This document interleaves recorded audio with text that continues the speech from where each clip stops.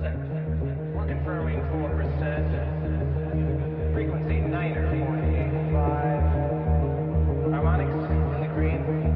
G level 1.1. 5%. Confirmed. We're at 5%. Maybe that's looking good. Okay. I'm gonna take a look and show you what we got.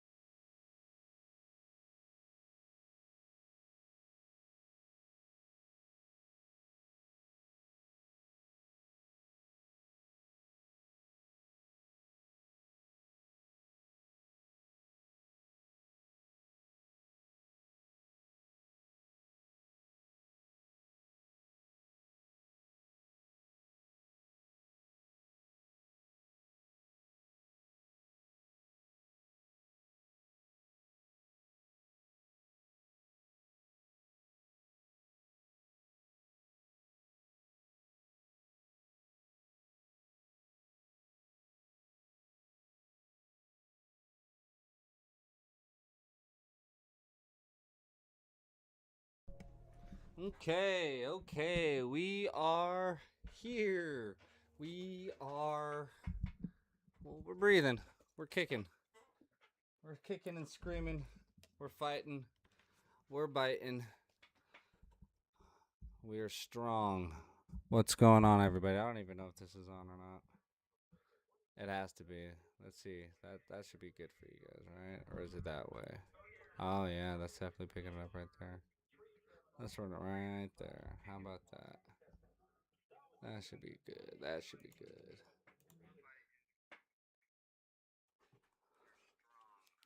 What's going on, everybody? I don't even know if this is on or not. There we go. Yeah, I had to hear myself. You know, this is my first time doing the OBS fully integrated.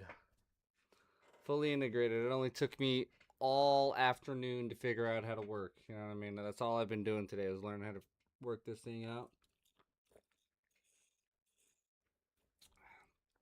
Because I felt it was important, especially with all the stuff going on in the world. You know what I mean? Everything going on, I feel like can't just sit here and rant and ramble. You know, some people, you guys need visual aids. You know what I mean? So first off, shout out to the Funkyverse because they got some slapping ass tunes, and I just love vibing to them. Let's just let's hear them again, just a little bit, of a shout out to these guys right here. You know, because we love them, Yeah, that stuff's good.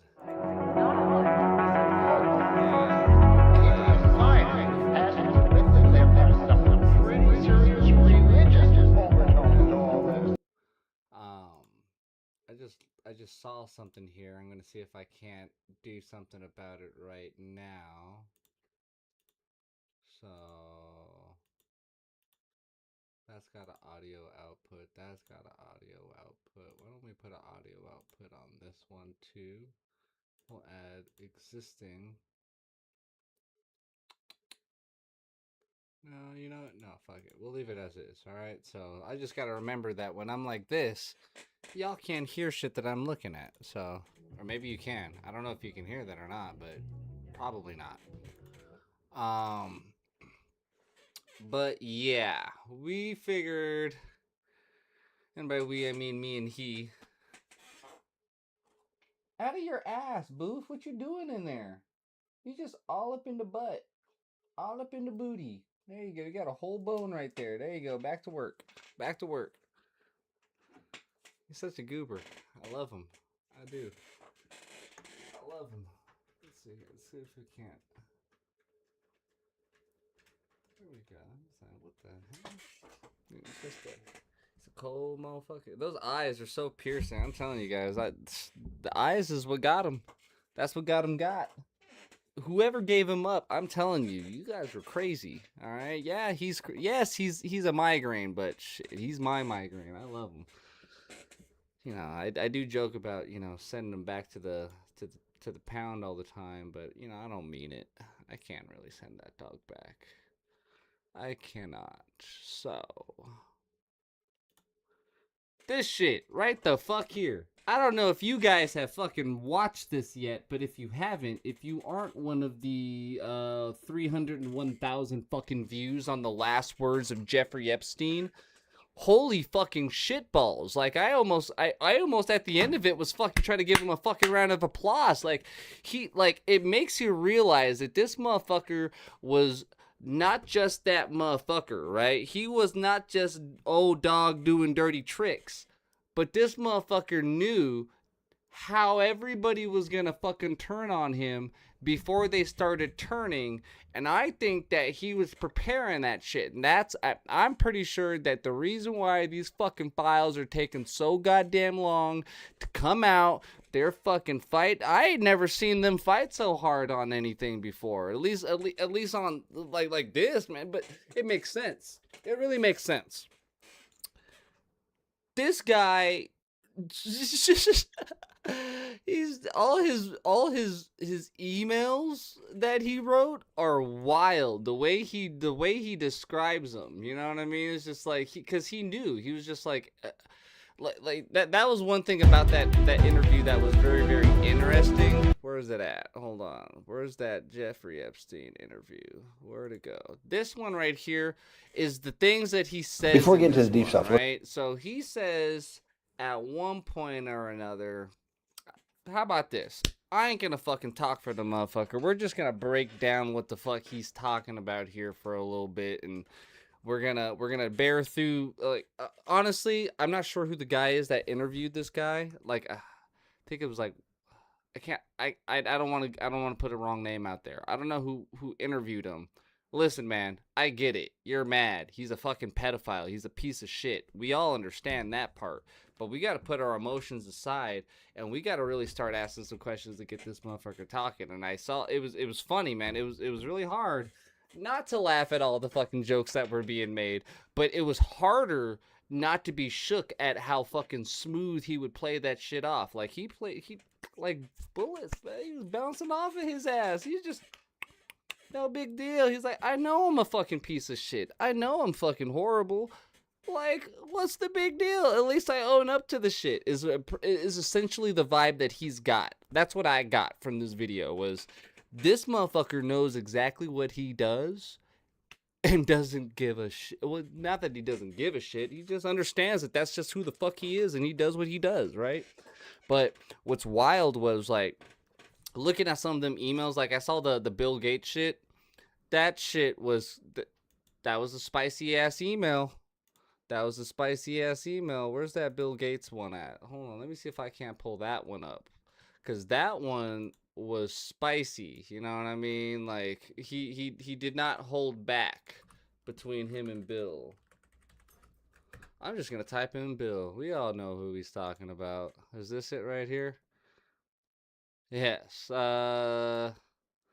Bill, Larry and I have been working on the deliveries at BGC3 since you and I spoke. At Larry's request, I have spoken with Roger, Mark, Chris, Trevor, Joff, and next Bo/Jonah. Everyone has offered guidance, advice as Larry works to put together required blah, blah, blah. So that's not the one I'm looking for. Now, I was looking for that one that he wrote to fucking Melinda in response to, or not to Melinda, but in regards to Melinda, and fucking. Let's see if we can get it. These aren't the ones. A lot of this shit's on Twitter. It's just, ironically, this is the one right here. By the way, just so you guys are tracking, this is definitely the one. But I do gotta say this. That while you can always just pull all this stuff up right off the DOJ, right? So we go right here, DOJ. We can come up in here. Shit, man. They want you to share that shit. Share it with everybody. Go to the DOJ disclosures. You got to verify your age, right? Verify. Thank you for sharing your age. Then there's the Transparency Act. So this is like all the first set of bullshit. And then they got the memoranda and correspondence. So this right here, some good shit. But, you know, like, yeah, there's some, I don't know. I haven't gone through all the pictures. I downloaded them all. I saved everything. I took everything. All these download zip files, I got all those fucking zips all the way up to 7. So I have, and I need to get 10 because this looks like, or 12. Yeah, I'll grab that one later, but there's some fucking juice in that shit. But back to Bill. This is Jeffrey Epstein to Bill Gates, right? He says, "Dear Bill, I cannot believe that you have chosen to disregard our friendship developed over the last 6 years. I am aware that accidents happen, and it is how each of us has chosen to deal with this unfortunate event that has me dismayed beyond comprehension." He's just like, man, motherfuckers were gonna find out, right? That he was gonna get got. But the question is how the fuck y'all are acting about it. Is like, this is Jeffrey Epstein. He's just like, I'm kind of surprised that you guys are freaking out like this. Like, what'd you guys think was gonna fucking happen, right? Like, that's how he's thinking about it. That's what I'm picking up off of this, right? He's like, you decided to discharge me from my job. Had Larry, your PR person, tell me that I engaged in morally inappropriate behavior, asked me to be the major actor in a cover-up so that you can maintain the reputation that you had worked so hard to achieve. Asked me to recommit to a confidentiality agreement and have categorically told me that we cannot have any direct ongoing business relationship, in total disregard for its impact on the public perception of my reputation, right? That's what this is Jeffrey Epstein saying this. He's just like, fuck about what the shit's going on in my life. You just want me to take your shit on top of my shit because you don't want to look bad, right? So he says, I will have this might be a typo. This is T, but I'm assuming it's 2. I will have to diligently avoid the truth. Tell people that Bill will not invest with me, and craft an answer that suits your needs. And you did agree to send me not communicating with you unless Larry is copied or present, right? Though you have consistently maintained that I should not have done a better job. That I could not have done a better job, excuse me. And that I was unpaid compared to my contribution. You then, beyond all senses of fairness and frankly decency, said that as generous compensation for keeping the Gates reputation intact, you would let me keep what we agreed I already owned, the investment pieces, and give me 2-year severance, similar to Christine Turner. Another casualty. If the shoe was on the other foot, I would have said, Boris, this is not your fault. I confessed to Melinda. You didn't. I was in a moment of weakness, and I will do anything within my power to make it right for you. I have more money than anyone needs, and I assure you I will structure something so that you will not be penalized for my error. Lucky for me, it says, lucky for me, I have enough money to provide to you. Though it will not heal the injury, I will make you secure in your future. In addition, I will bend over backwards to make sure your next career is rewarding and on an upswing. I appreciate the fact that this drastically alters your plan and am very aware of the career path you gave up to join the foundation. I am very sorry, but as I believe time heals all wounds, this will eventually pass. In that regard, I suggest I buy you the house that you had your heart set on, in addition to 5 years of severance. I will buy you out of the investment contract we had agreed, 30 to 40% of a $100 million partnership for $30 million in today's dollars. Terms and conditions to be agreed. That's what I would have done had I been in your shoes. What I did receive, however, was an unfriendly, strongly worded email telling me how unemployable I am and that I should not look to you for any significant financial help in the future. To add insult to the injury, you then implore me to please delete the emails regarding your STD. You request that I provide you antibiotics that you can surreptitiously... I can't pronounce that word, but I'll let you know. He was trying to fucking roofie Melinda with an STD antibiotic, okay? Give to Melinda and the description of your penis. You also made it clear to me that I am not to refer to blank, as that is another topic that must remain between the two of us. In return for all these requests, I don't know what he was calling his ass, but he says, you made it clear to me that I am not to refer to blank. I don't know what that is. I don't know if that's like who he's talking about there. But as that is another topic that must remain between the two of us. In return for all of these requests, which I would have done without a second thought, I am not to attend meetings with the Melinda. I should continue to provide you the same level of service and direction and dedication that I have done so diligently until you are ready to discard me and our friendship. The information contained in this communication is confidential, may be attorney-client privilege, may constitute inside information, and is intended only for the use of the addressee. It is property of Jeffrey Epstein. Unauthorized use, disclosure, or copying of this communication or any part thereof is strictly prohibited. Right? Well, not anymore, because apparently it's just fucking public information now. So, there's that. So, apparently,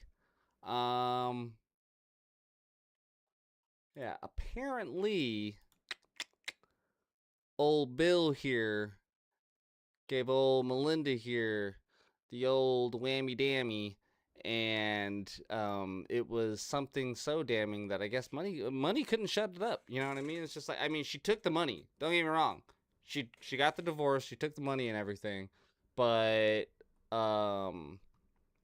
she did leave an eerie message. You know what I mean? She left a very eerie message. You know, I mean, not towards us. I mean, honestly, I think it's kind of fucked. All these people that definitely know what's going on, they don't say anything, and then there's all the people that don't know what's going on, and they're saying shit, you know what I mean? It's just like, you know, I'm considered one of those categories. You know, I don't know what the fuck is going on, but I'm talking about shit. But then again, you have to. You gotta fucking talk about shit. If you don't talk about shit, you really won't know what the fuck is going on.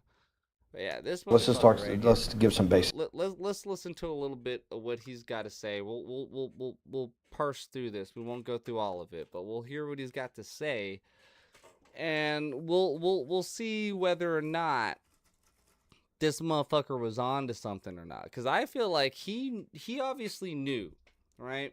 Here's my thing. If you're gonna be running something like this, you gotta know that you're gonna get caught eventually, right? And he already got caught once, which means he knew that it was the line was coming near to toe. There's all this conversation, discussions, theories. Was he Mossad? Was he an intelligence agent? Blah blah blah. Most likely, yeah. He was most likely an intelligence agent, right? But now we got to get into the question of like, how deep, right? How deep was this? Was it like some surface level thing, or was it like a balls deep, you know, where they're intentionally getting all these powerful political figures and key individuals in finance and technology and in entertainment and coercing them into a disinformation, you know, bracket, you know, essentially using them to control narratives and to push ideas and, you know, who knows? Who knows? Influence. You know, they're all called influencers, but who knows? I mean, if you ask me, definitely at one point or another, he was working with intelligence agencies, and I think it got to a point where, like, it was just, like, it was more than just intelligence gathering. Like, I think it was like a mutation from that, right? Like, this is what those motherfuckers start like. I think this is what people start doing when they get bored. I think if you have all of the money in the world, right? If you had all of the money in the world, you can buy whatever you want. You can go wherever you want to do. You can eat whatever you wanted to eat. You can talk to whoever you wanted to talk to. You got fuck you money, right? When you got fuck you money, and then your fuck you money has got so much money that it's got fuck it money, right? So now you've got fuck it all money, right? I think that that's the level that these guys are at. They're at the fuck it all level. They're like, fuck it all. We're going to do everything we want to do. Partially, right? That's what some people, because there are people in there, but, you know, at the end of the day, I still think that, you know, there's something way fucking darker than just people here. You know what I mean?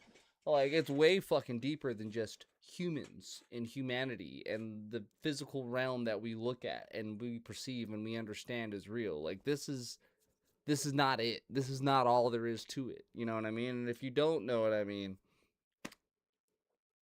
like, you know what I mean. You know what I'm talking about. Like, if you think that this is it, if you think that this is real, Well, that's what you get for thinking, man. Shit, man. Stop thinking. Start knowing, you know? Like, stop thinking, start knowing, stop believing, start knowing. You know what I mean? And that's something that these guys don't want you to do. They don't want you to think. They don't want you to know. All right? They just want you to believe whatever the fuck comes out their mouth.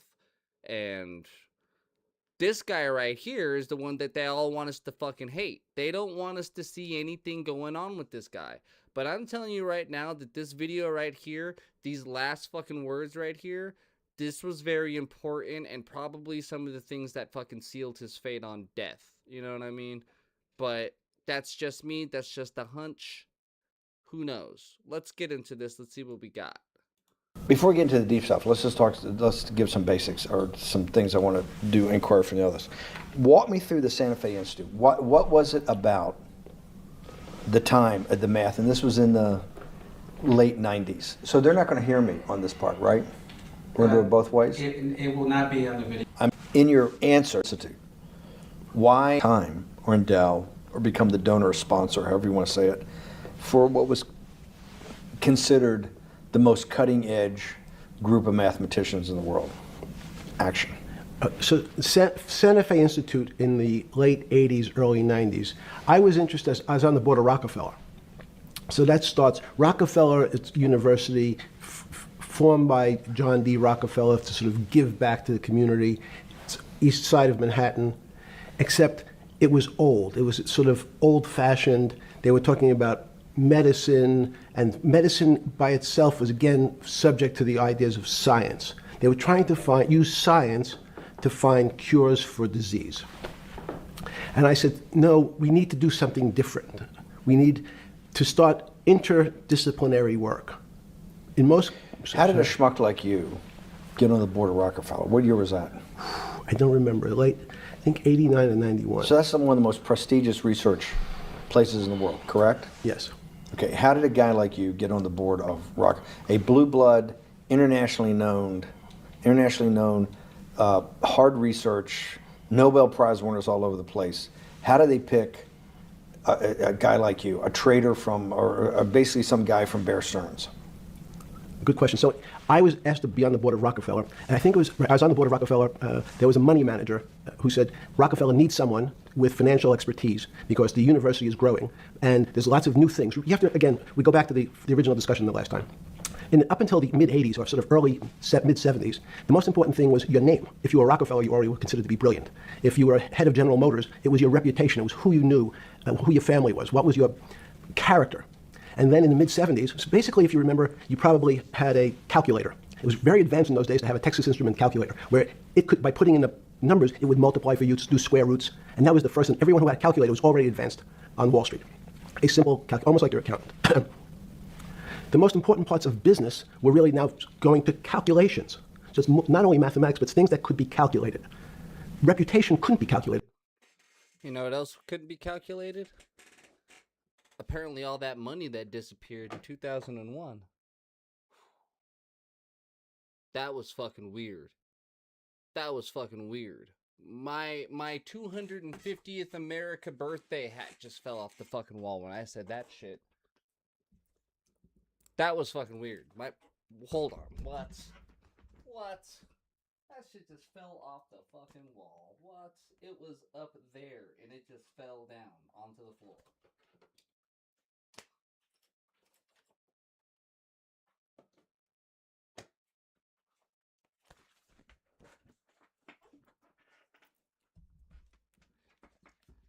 That's a sign, just so you know. Signs are real, alright? Now, I'm just gonna say this right here for anybody, so you get an understanding of, you know, how I see things, right? Humans love puzzles, we love patterns, we love games, right? If we were created in the almighty image, then that means that innately he must also like these things, right? Like, honestly, anything that you see a human like or dislike or a human do or don't do is in the image of that person, right? Or that ultimate creator or anything like that. So, I mean, those are the type of things, you know, signs, signals, you know what I mean? Like, that's a coincidence, right?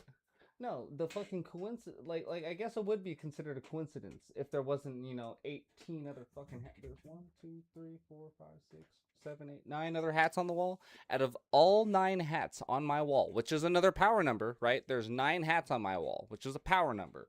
Out of the 9 hats that fell, it was the 250th anniversary United States America hat that fell. I don't call coinkydinkies very often, but who knows? Maybe that was a coincidence. But calculations, you know what I mean? I could give you, are you a 10 on a reputation scale, an 8? What does it mean to have a measurement of your reputation? We'll get to that later. But places like Rockefeller needed someone to say, look, we're entering a different world where numbers and the numbers of companies, portfolio management was going to be balanced, it was going to be statistical. Jeffrey, could you come on the board? Potentially sit on the finance committee, Nancy Kissinger and a bunch of other people. And David Rockefeller and I got along very well. He was an unbelievable human being. Respectful to everyone. He introduced his driver as his colleague, not his driver. He would never say, this is my driver. He said, it's my colleague.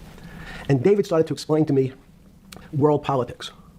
So David would say, Jeffrey, money is going to be sort of the most important thing. People don't understand money. You seem to have this knack for money.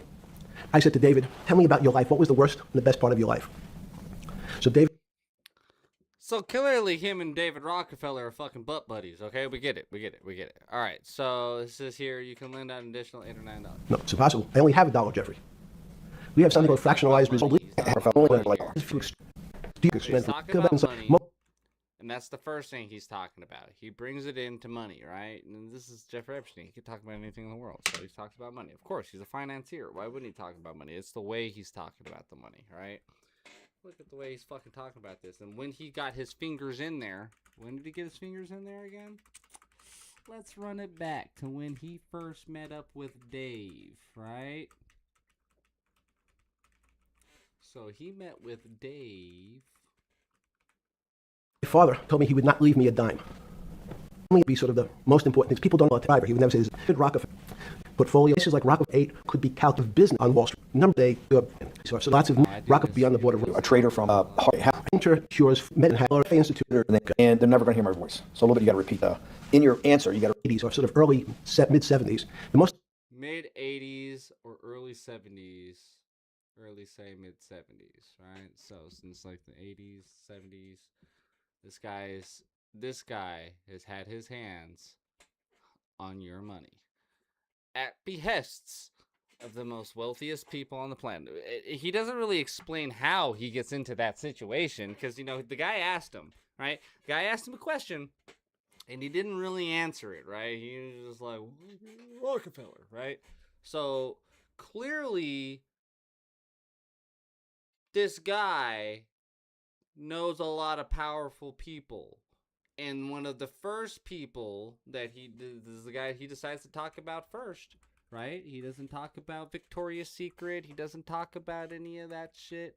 He talks about Let's give some basics or some things I want to do inquiry from the others. Walk me through the Santa Fe Institute. What was it about the time of the math? And this was in the late 90s. So they're not going to hear me on this part, right? We're going to do it both ways? It will not be on the video, but we do have you recorded. Fine. Remember, when you're answering on these questions, I'm not in the shot, and they're never going to hear my voice. So a little bit you got to repeat in your answer, you got to repeat what my question was. Oh, right. Okay. Santa Fe Institute. Why, when you're at the top of your game on Wall Street, do you decide to finance, which was at the time, or endow, or become the donor or sponsor, however you want to say it, for what was considered the most cutting-edge group of mathematicians in the world? Action. So Santa Fe Institute in the late 80s, early 90s. I was interested. I was on the board of Rockefeller.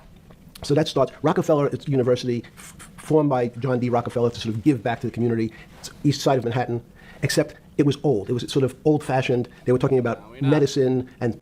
First, were the great inflation in Europe after World War I, the Great Depression, the hyperinflation in Germany that led to the rise of Hitler, and then this inflation in the mid-70s. What was it, before you go to explain inflation, why is the specter of inflation always the central thing in central bankers' minds? Because it goes back to the first concept I said, the weird concept of fractionalized reserves. The system. I was shocked when those words came out of his mouth. When he said fractionalized reserves, I was like, holy fucking shit, Zeitgeist was fucking real. All right. So anybody who is not familiar with Zeitgeist, right the fuck here, right? This is something that you definitely need to watch in your life like 80 million times. All right.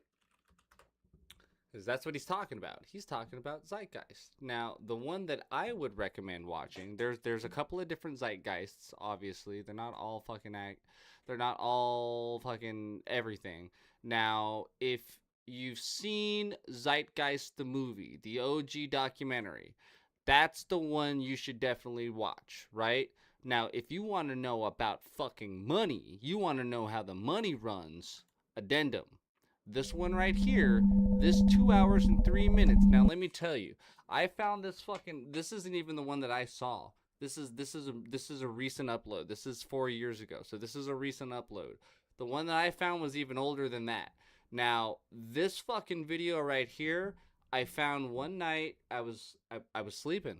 I was sleeping and I woke up to this. I woke up to this fucking video. I woke up to this. The old appeals to racial, sexual, and religious chauvinism, to rabid. Watch this shit. Now, he's going to talk about the fractional reserve, but we don't want to hear about the fractional reserve from a fucking pedophile. So let's hear from somebody who's interesting. So shout out to Zeitgeist. We're going to learn about money. All right? Money Mechanics. This publication detailed the institutionalized practice of money creation as utilized by the Federal Reserve and the web of global commercial banks it supports. On the opening page, the document states its objective.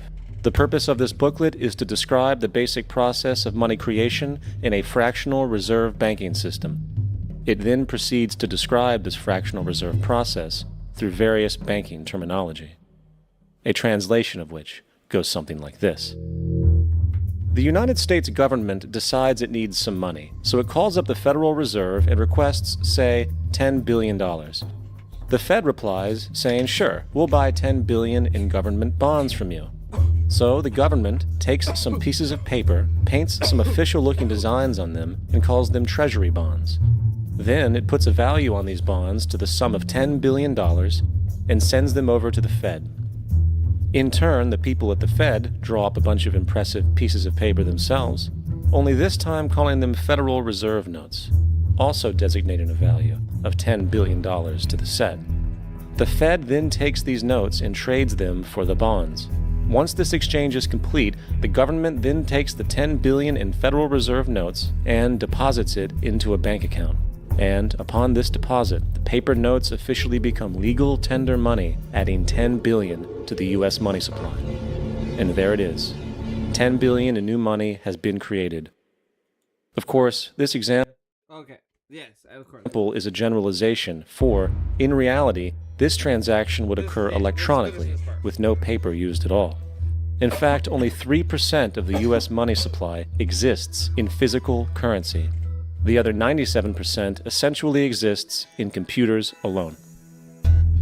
Now, government bonds are, by design, instruments of debt.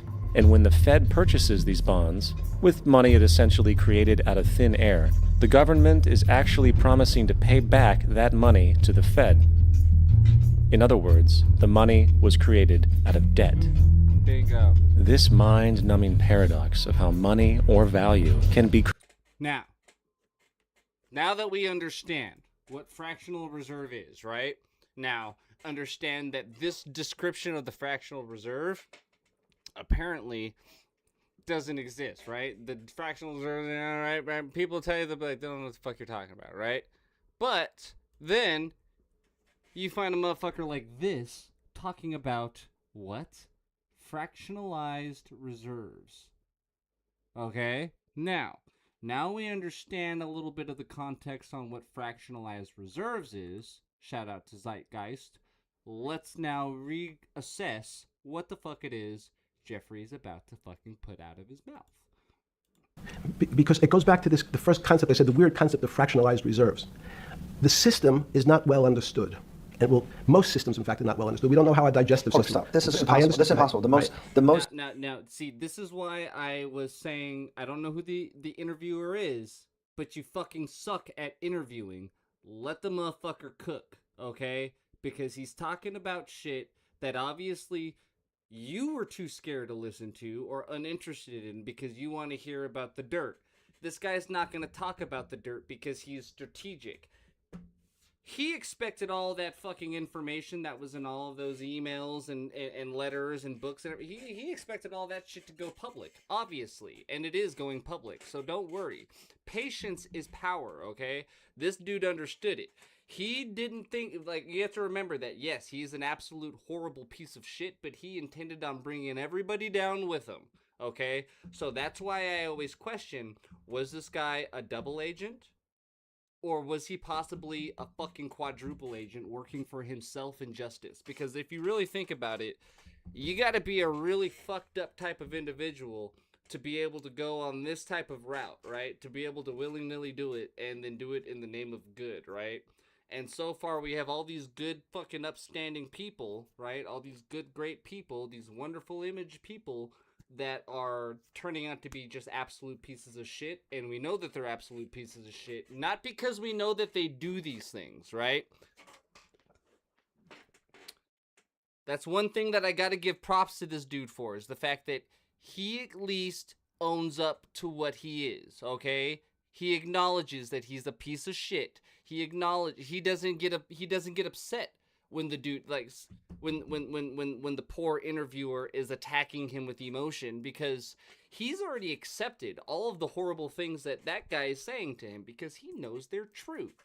So there's no point in him being upset at the truth because he's already accepted it. And that's why you'll see throughout this entire interview, it doesn't matter how fucking ruthless this fucking interviewee is, or the interviewer is, Jeff don't fucking, he don't play. He don't fall into it. He continues on with what it is that he's talking about. He stays on topic, which is very, very, very, very keen for high intelligence. He's not worried about that. He's acknowledged that and he's moved past it. He's on to a next thing. So, like, and I'm not praising the guy here. I'm just saying that this ought to tell you that he was obviously keen to something that was going to be taking place before everybody else realized it was going to be taking place. Because you got to think about it like this, right? Throughout this entire video, what you're going to notice is Jeffrey Epstein is consistently talking about how it doesn't matter how fucking powerful the person is. It doesn't matter how smart the person is. It doesn't matter how wealthy the person was or how connected they were. They all called him. They all called him. Dave asked him. Bill asked him. Elon asked him. Donald asked him. Okay? These guys weren't calling other people, okay? They were calling him, asking him what to do, right? So if this guy is sitting here and he's already gotten to his mind, the most powerful people on the fucking planet call me up while I'm in jail. I'm in jail. This is fun. How did I get into this position, right? That's what he's saying, right? It's not what he's fucking thinking. That's not what he's really thinking. What he's really thinking, what his real realization is, but this guy is failing, because this interviewer is horrible, alright? I gotta just say, you're not a great interviewer, and the reason why I'm saying you're not a great interviewer is because you were trying to get him to talk about the fact that he was a horrible person, and there was no point in discussing that because it was no longer a secret. We knew he was about that. You wanted him to describe those weird things on camera, which in and of itself is kind of fucking weird. What we need to do is understand this dude's psychology and how the fuck he thought and how it was that he was able to use that mindset in order to propel him to that position, and then where he possibly could have gone wrong, and obviously having the influence of the entire planet right there. He can just call, everybody's calling him in jail. He's making collect phone calls and shit like that to the most powerful people on the planet, right? Then maybe, just maybe, we should be asking ourselves, like, what went wrong there? How could a highly intelligent individual like this be in such a key position that is influencing so many facets and so many different industries of civilization, and at the same time go so long unnoticed and untouched for such horrendous crimes, while simultaneously enacting those heinous acts to be permitted, not permitted, but like pursued and fulfilled by other individuals who've reached that level of prominence or power? That's the real question, because that's what happened here, right? So that question never really got asked or answered. And that's kind of concerning to me, because that's the real fucking issue here, is the fact that, you know, it's obviously happening, and there's people that are putting millions and millions and millions and billions of dollars into this here organization. And when I say organization, because organization is just a group of organized people. They organize together in order to do something. And whether there's a name or a formal entity that is attributed to this organization, there is an organization of evil motherfuckers who are doing horrible things to the planet with a smile on their face, and then tricking unsuspecting and unwilling participants into, like, you know, just submitting to it. You know what I mean? Because they're like, yeah, remember, like, there's 900 billion people on the planet. What the fuck is going on, guys? Where's the rest of yous? Yous telling me is that there's only the couples of us out here who's is realizing that this shit's all fucked up and we shouldn't be doing it?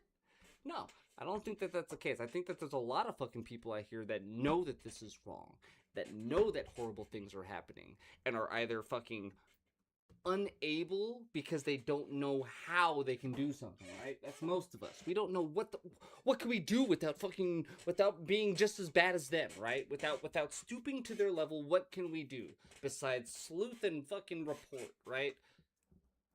Well, the other option is to ignore it and be in fear, because we know that if we try to do anything beyond that, something horrible will happen to us. And that's not okay, okay? That's not freedom. That's not liberty, okay? And I'm pretty sure that that's what the fuck I bled for. I'm pretty sure that's what the fuck I signed up for. So, like, if that's what the paper said, that's what the contract said, right? Because, you know, Constitution versus reality are two very fucking different things, right? But then again, not really, because you have to remember that that Constitution, while it's a living, breathing document, it can be amended and altered at any point in time, is also interpreted very, very differently, just depending on the person sitting up in the fucking seat. That's why they rotate it every 4 years, because it's open-ended. It's designed to be interpreted with multiple different interpretations, so that way people can have the freedom to choose what the fuck they want to do with it. It's a foundation, right? And obviously, it's not an issue with the foundation unless there is additions made to that foundation that make the foundation unstable, in which those systems or amendments or alterations need to be revoked or removed, because clearly they're causing issues with the initial framework that was what it is. But at the same time, you have to acknowledge that the framework was also designed to be adjusted and altered upon over time. It was designed to evolve. It was designed to move. It was designed to change. So, what was the ultimate vision that our founding fathers had for this nation? Are we on track to fulfilling that vision? And, like, where the hell does everybody else fit into this, right? Where does everybody else fit into this vision? Because, you know, I mean, as Americans, that's really all we should be worried about.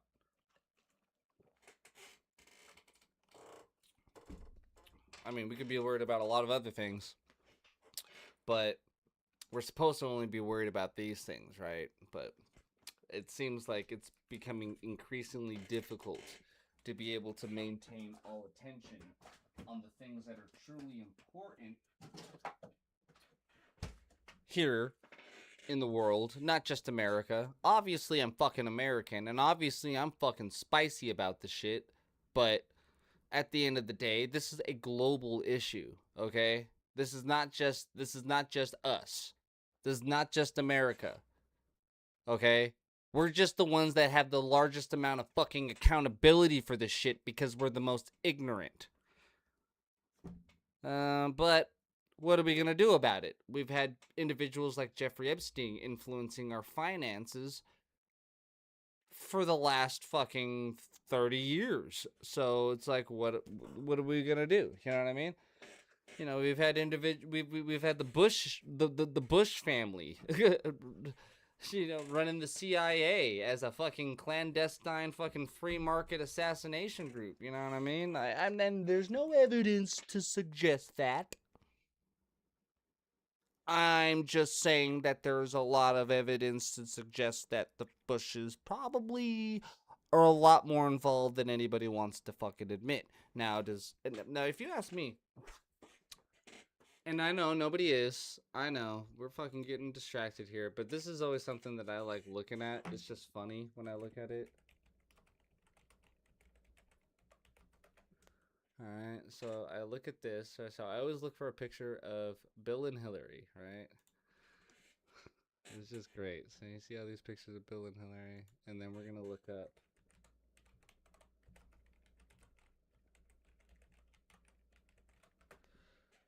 Jeffrey and Ghislaine. Ooh. Oh, interesting. They've changed it. I've also spelled her name miserably wrong.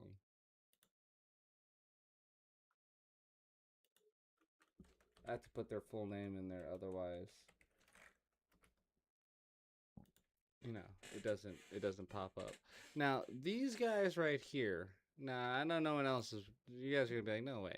But I always felt like these two were like, you know, like the Keeping Up with the Joneses, you know what I mean? Like old Bill and Hillary were always trying to keep up with old Jeff and Ghislaine. They just couldn't do it. And then, but now if you look at them, I mean, like, it's just like, you know, they couldn't even get the controversy first right. You know, Bill almost got it right, but then, you know, Jeffrey came around and he trumped him. You know what I mean? And, you know, it's just interesting. It's all very fucking interesting. The whole fucking shaboodle. The whole shaboodle. But The World Bank. Let's get back into this. Clearly, I will sit here and ramble on forever about anything that my brain gets distracted on. So, y'all got to keep me on track. Keep me on my toes, bros. Banking system, the world currency system, the world monetary system has to be so well understood by the Greenspans of the world and the Bernankes of the world and you, right? There's only one. Okay, you don't have to say the Finks and the Musks and there's just one of those guys. Just say their name, okay? But you know, remember that all these guys are also, you know, probably getting implicated in something one way or another eventually. But who knows? I don't, because if I did, the shit would have been fucking over before it started. But the currency traders, the guys making billion-dollar bets every day, the legendary guy on Wall Street in the late 90s, Vassalin brothers. Lou Ranieri? No, the guy that wrote the money. Michael Lewis? Lars Poker? Yeah, Lars Poker. Who's that about? That great trader. Lou Ranieri? No, the guy that ran the desk. That eventually ran the hedge fund that went long-term capital. Ah, yes, I don't remember. Who's the guy? See, this was a waste of time just to make a point on like it's emotionally charged. It's emotionally charged. You should never put emotions into your questions, okay? Put emotions into, like, other things. Like podcasting or something. Like when you're doing it by yourself. But when you're trying to get information from a guy, especially a guy, like, this guy got, I don't think he realized what he got, but I think he did. He got the last conversation. Right? He got the last interview. And if you ask me, it fucking sucks. But, ironically, despite whatever asinine thing he's trying to point out, because it's like, whoever he's talking about, he's just like, who, this guy? Oh, this guy. Oh, this guy. Oh, I don't know that guy. You know what I mean? He's just like, out of the 10 people that you named, I only knew 9 of them. I'm sorry, but you know, it's ridiculous. They understand the local part of the system. So, for example, why is not only inflation? Most bankers are terrified if the public understood that the bank really doesn't have their money at any one time. It's one of the things during the Depression, there were runs on the bank. The reason the banks don't keep much money in the actual bank is they assume that not everyone's going to want their money on the same day. So it's not really the fear of inflation. The fear is a run on the bank. Everybody wants to take out something that doesn't really exist. Inflation is tied to interest rates. It's a more complicated example. But when your money doesn't buy the same amount of product this year than it did last year. If it buys less and less, like it happened, you used the term hyperinflation. There's certain countries that are not managed well, like in Africa at the current, a $100 billion bill in Zimbabwe is worth 1 American cent. That's the perfect example of hyperinflation. It goes up, it doubles every day. So people are afraid that their value in the system starts to break down. But so if I said to you, does your doctor you understand your body system? You'd say, well, I hope so, because I want him to keep me healthy. But you could have a kidney infection, you could have a heart attack, you could have a broken knee. There's lots of pieces of the system. And in fact, when you ask the question, very few doctors understand your entire body. There's a specialist for your knee, there's a specialist for your polynoidal cyst, there's a specialist for your head, and now we have specialists in different areas. So I'm going to get to your first question about Santa Fe Institute. The world economy and your body are both comprised of little systems interacting with each other and making one big system. This is what's stunning for all the little guys out there, the populist movement, the little guys that haven't had a pay raise in 30 years. They think that these elites, have everything. They're the guys in the room making the decisions. They're the party of Davos guys. You're sitting there, you don't think many people today really understand the complexity and really all the moving pieces and how they interconnect with the world's financial system. No, not only don't they understand the complexity, and that goes back to Santa Fe Institute was an attempt of trying to see if there was a way to mathematize, formularize, or algorithmically understand what the term complexity means. That goes back to the original question. Complex systems are complex by definition, but it's not one level of complexity. We might say, well, our fingers are complex, the movements, the muscles of our hands, but it's not as complex as the blood system. Now I have a circulatory system. I have systems on top of systems, so that there's no one group or person that really understands the way the body works. There's no one group that understands the way the financial systems work. You might understand U.S. bond market. Now, you've asked about the trade of long-term capital. That was a bond fund, very small part of this very complex system. So the goal of the Santa Fe Institute was to see, is there a way to somehow understand how complex systems interact? Fast forward, Steve, to today, where Google and these other engine companies, the other tech companies, are trying to build artificial intelligence. The strangest thing that they found, one of the strangest things, is that the systems that they design, this artificial intelligence, which a lot of people have heard about, is they design a bunch of systems. They're called neural nets. The term simply taken out of brain work, neurons in the brain. Nets because they actually look like a net. They put in some inputs. The computers work, spit out an answer.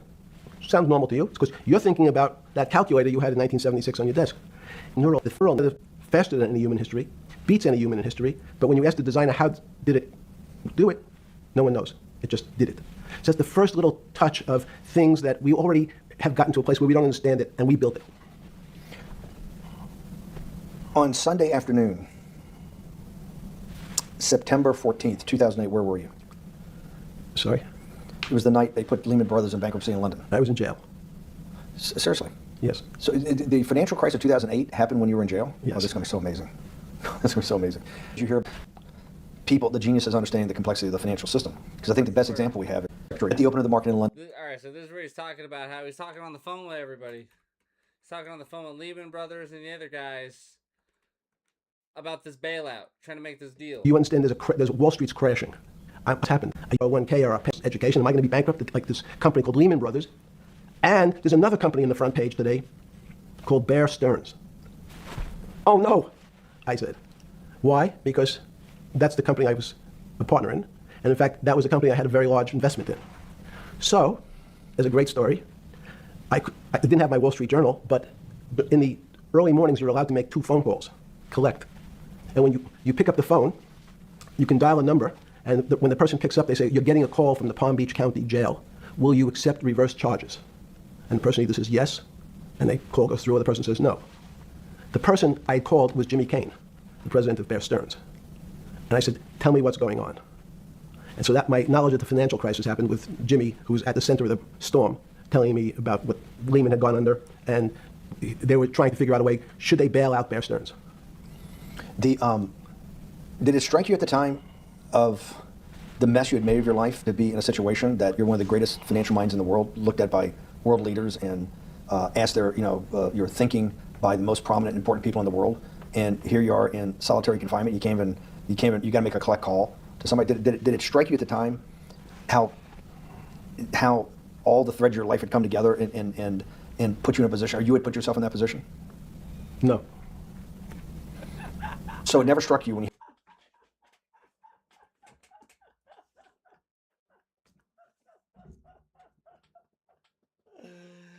like, no. I'll tell you right now. He wasn't thinking about what got me in this spot right here, right? Of course he wasn't fucking thinking. He knew exactly what the fuck he was doing there. He knew exactly what the fuck happened. He knew exactly where the fuck it went wrong. He knew exactly why he was sitting up in there. He didn't have to think about that shit. He knew fucking 3 weeks before they decided that they were gonna fucking send him in there why the fuck he was up in there. They knew. He already knew. He didn't have to fucking think about that shit. So he's already on to steps 5, 6, 7, 8, 9, 10, 11, 12. You know what I mean? He's not worried about it. He's not worried about being in jail at that point. And he's about to explain the fuck why. Because for him, he's looking at the world completely different from the way you and I look at it, right? We look at it with the rules in place. We have rules in place. And if we don't follow these rules, we are weighed as a good person or a bad person. This individual did not live within the same boundaries that we do. His rules did not apply to us. Our rules do not apply to him. He lived on a very different fucking level of fucking gameplay, right? And his level of gameplay allowed him to access mods that allowed him to fucking finesse through the fucking storyline way faster than anybody else was supposed to, because he understood the mechanics of how the game worked. He knew the game better than anybody else, and because he knew the game better than anybody else, he didn't have to do much except for comment on how the game plays. He had to look at Jeffrey Epstein like the fucking referee type shit. Everybody's fucking calling him because they know that at the end of the day, this guy's decision is going to be fucking, is where everybody leans their influence off of. That's why he ain't worried. And that's why I say that this guy's a bad, because he keeps asking, he'll badger the fuck out of him. He's just like, you don't wonder at all what it possibly could have been. Because he keeps saying, he's just like, no, I wasn't worried about that, man. It's just like, I know I'm a piece of shit. He's like, I know I'm a fucking awful person. You know, it's like, I don't care. He's a fucking psychopath. You know what I mean? He's a sociopath. I don't know. He's probably a psychopath, but who knows? And I think he's here's why I think he might have been a psychopath or something else all entirely. Because he was very, very, it was based on his interest in the soul and what that was, and his quest for that type shit. You know what I mean? It's just like, so the two reasons why people are looking for souls, because they don't got one,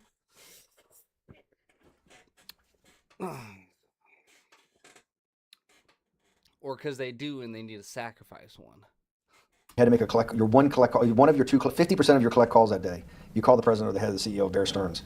The biggest financial event in your life is taking place, of which one, every important person in the world would be seeking your opinion. Number two would be a once-in-a-lifetime opportunity to apply your craft. Number three, it would be a once-in-a-lifetime opportunity to make money if you were smart, and obviously you're smart.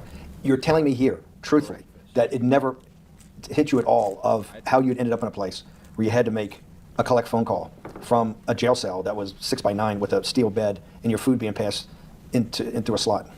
The question you want to ask is, who was the other call to? Okay, who was the other call to?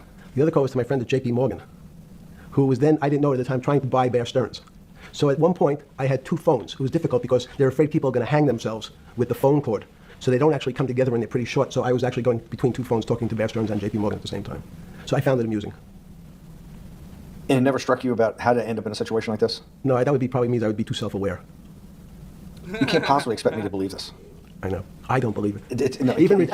You're telling me that during that day, you never had a moment. You sat there and go, what the fuck have I done with my life? I'm in a 6x9 jail cell when I should be on a trading desk or I should be in my $250 million greatest townhouse in New York City taking calls from the king of Saudi Arabia, the president of China, the head of Russia, the president of the United States to save the world's population from a financial debacle. You honestly expect me to believe that that never happened? You're suggesting I was somewhat depressed, and how could this happen to me? I'm not saying depressed. I'm saying a moment of awareness of how could I get myself into this situation. No, I would just say how strange that this happened.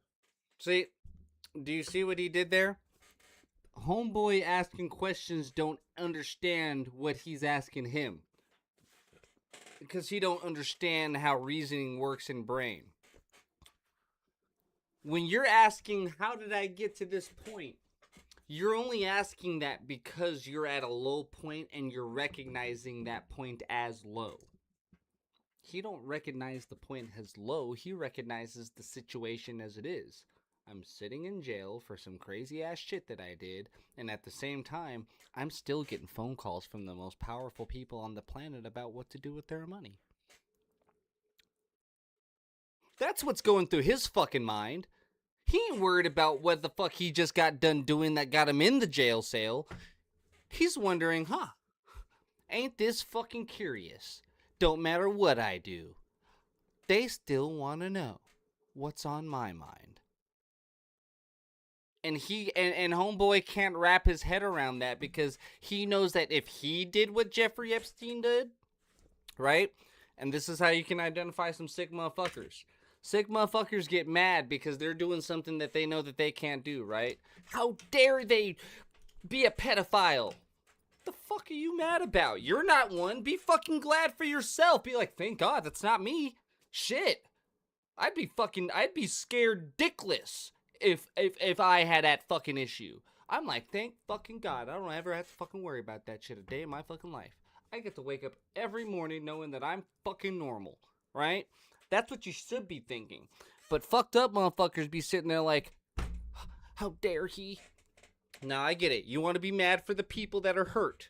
Be mad for the people that are hurt. Like, what the fuck? How the fuck can you do this shit to that person? Right? And if that's really what it's all about, why are you asking them fucking questions about money? Why are you asking them stupid ass questions? Be like, so, let's get into your mind. At what point did you feel like it was fucking good idea to do this sick shit that got you in this situation to where you think it's fucking funny to make phone calls between high fucking finance companies deciding on what the fuck it is that their bailout's gonna be?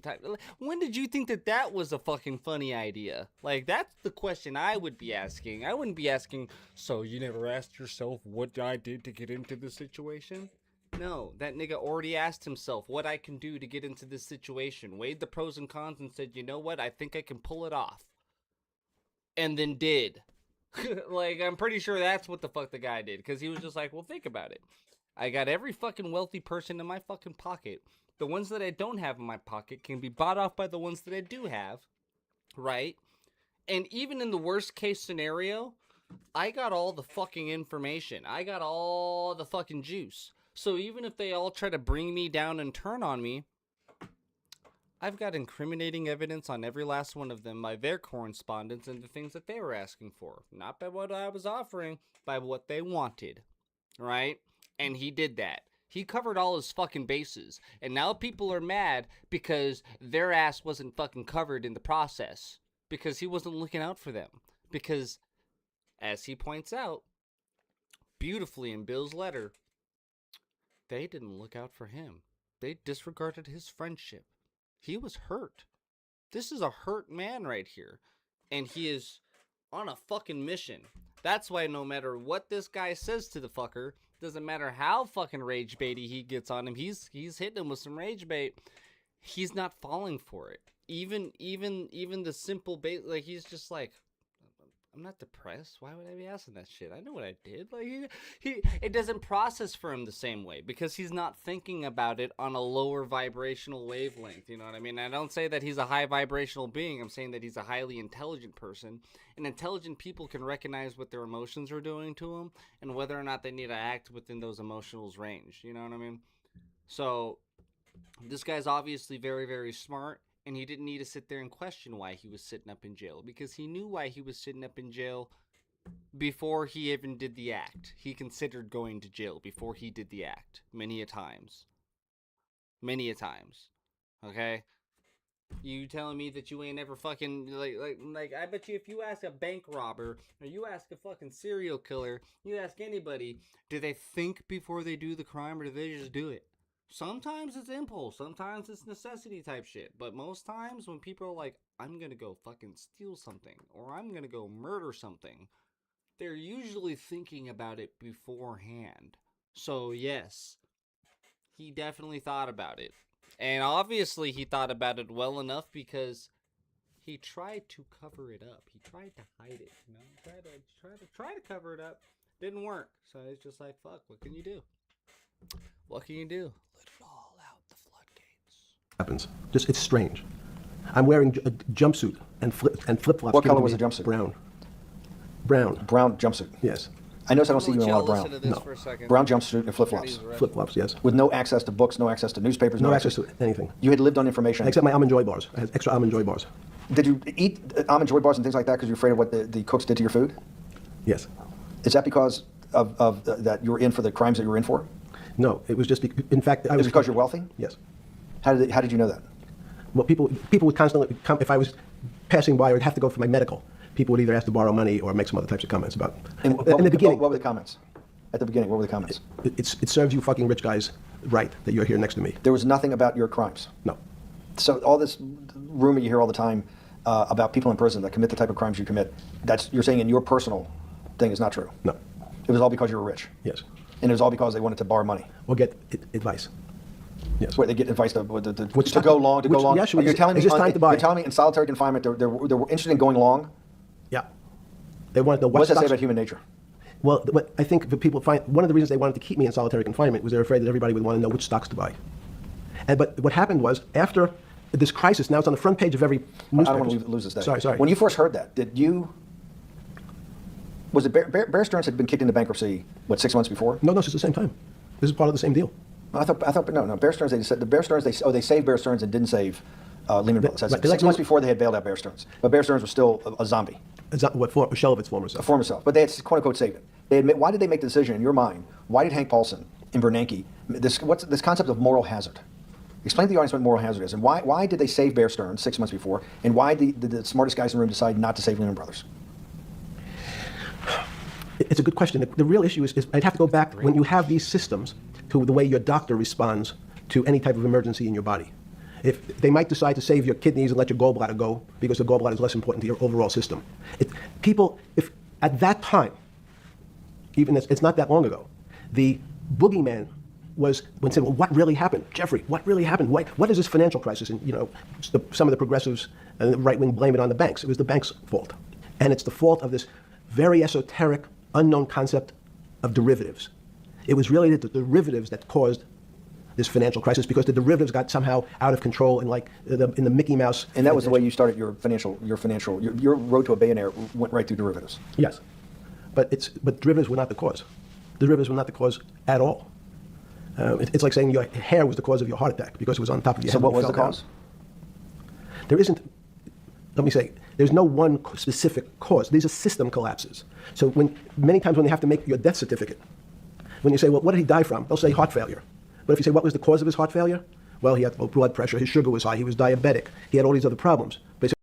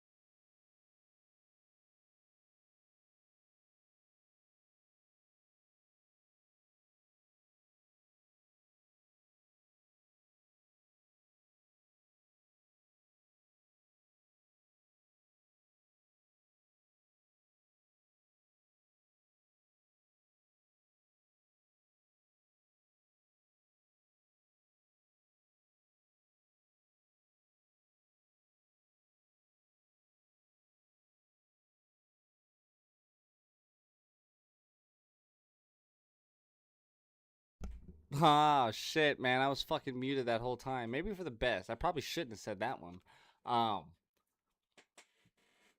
Yeah, but this fucker right here definitely fucking knew what was up. All right. So what I was saying, I was rambling. I was talking about the fact that he's changed his glasses, right? So he changes his outfit, right? He comes back in. He's wearing the black shirt, black frames. Then he takes off his glasses, right? And when he puts his glasses back on, they're white frames, right? Now, when he comes back from the interview, the interviewer is asking, he's like, "Did you change glasses?" He's just like, "Yeah, I changed my shirt too. You know, I'm doing a little experiment, right?" So obviously the experiment was attention to detail. I think that it was, seeing how well people can pay attention to small details and everything like that. That tells me that there's a lot more in this fucking video, especially in this latter half when he's in the black, because he talks about some very interesting stuff in this latter half. We'll probably get to that on another video because, we've already been going for a little while here. I do want to get over to the other half of this shit that's been going on in the world, and that's the Kirks. The fucking Kirks, man. The fucking Kirks. Holy shitballs, the Kirks. Let me tell you guys. So, I'm still on the fence about Candace Owens and what's going on there. I'm still on the fence. And I'm only on the fence, and I got to be on the fence about everybody. Now, and I only say that because, some people could be assets, you know what I mean? Other people could not be assets type thing. Here's what I'm thinking. I'm thinking that there's an intelligence war going on during that fucking TPUSA shit, and all that stuff was about fucking money. A lot of their fucking funders and everything are, funded by the petrodollar. They like that fancy oil money up and down TPUSA. They also like that donor and merch shit. So, we're gonna go. Let's do.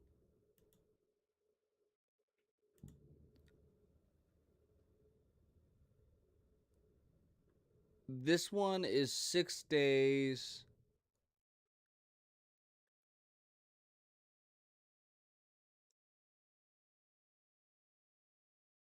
This one's 11 days after the assassination.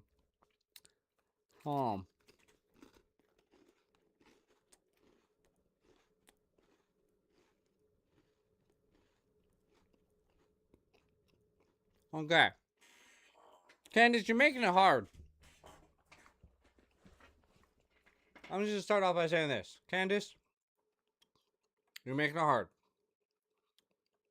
But I understand what you're doing. But you have to understand why I'm saying that you're making it hard. You're making it hard for me not to question whether or not you might be an intelligence asset for the United States. If you are, I don't give a shit. You know what I mean? If you are, if you're not, I don't care. I really don't care. What I care about is like,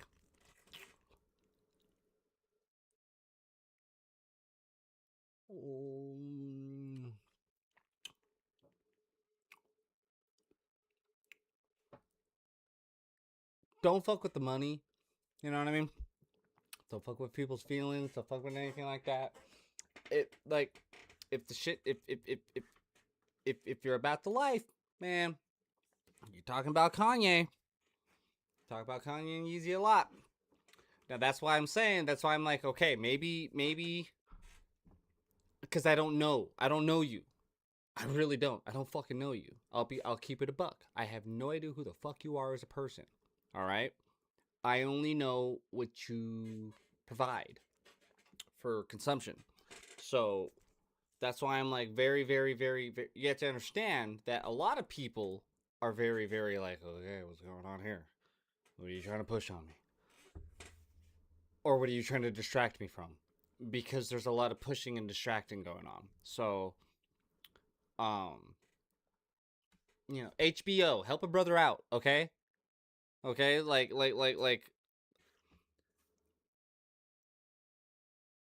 just understand that, we all want to fucking help. We just don't know how to go about it. And we also don't want to go out here looking like fucking dipshits. We don't want to be emotionally charged. Okay? I understand. You're passionate. Okay? I'm passionate. You see I'm passionate. But just understand that, like,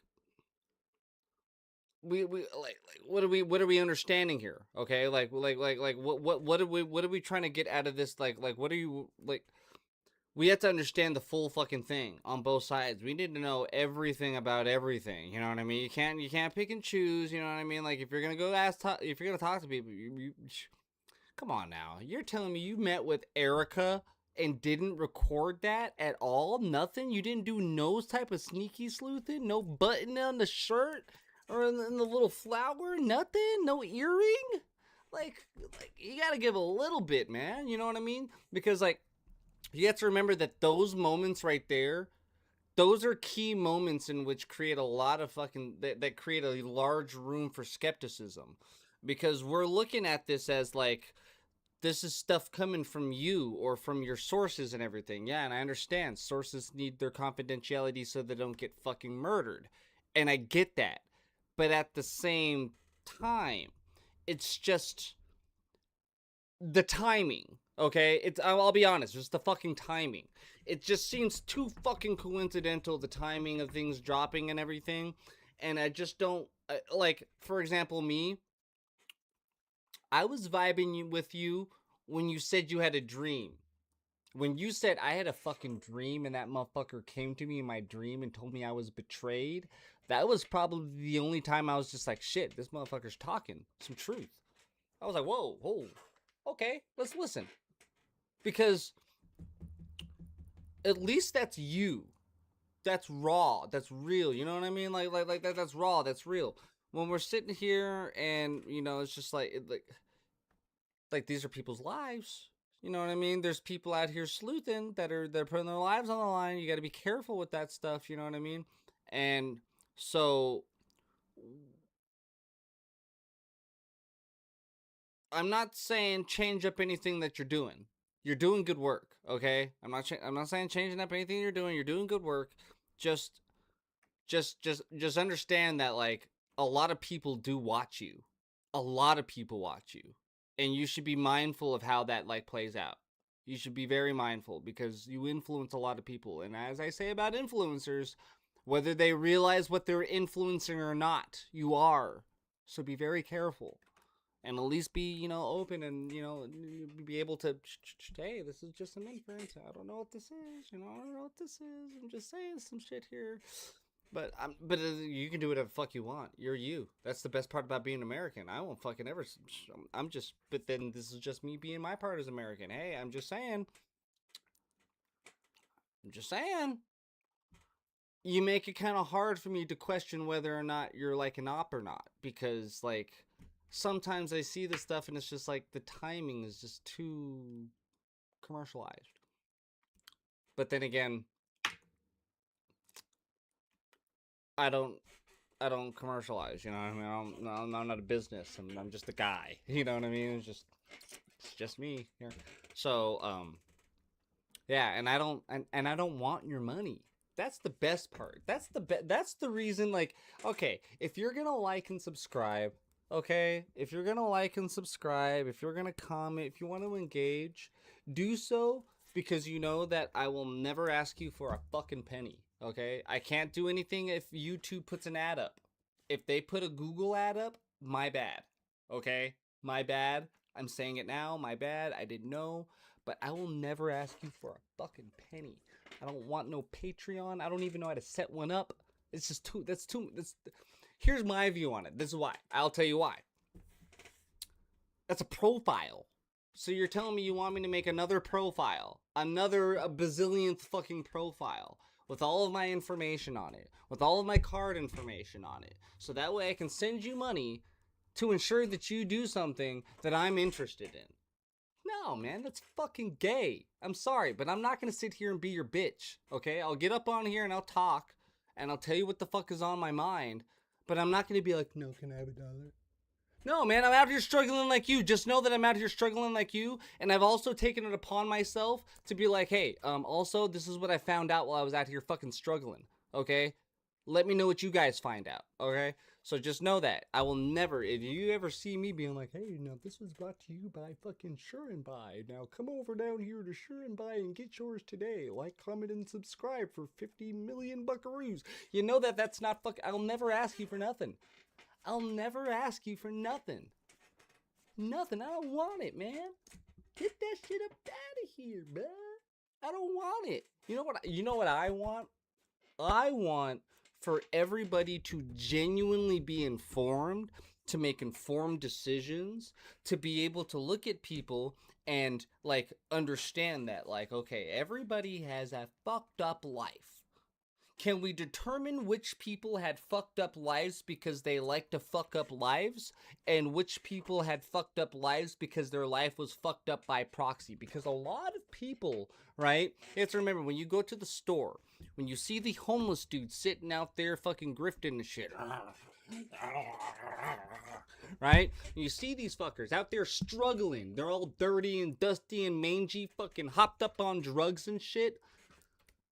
That's your system. That's your country that pushes that shit on them. And just so you know, you're not that fucking far away yourself. And I'm telling you that from experience. You can easily get yourself up into that shit by one fucking slip of the oopsie, okay?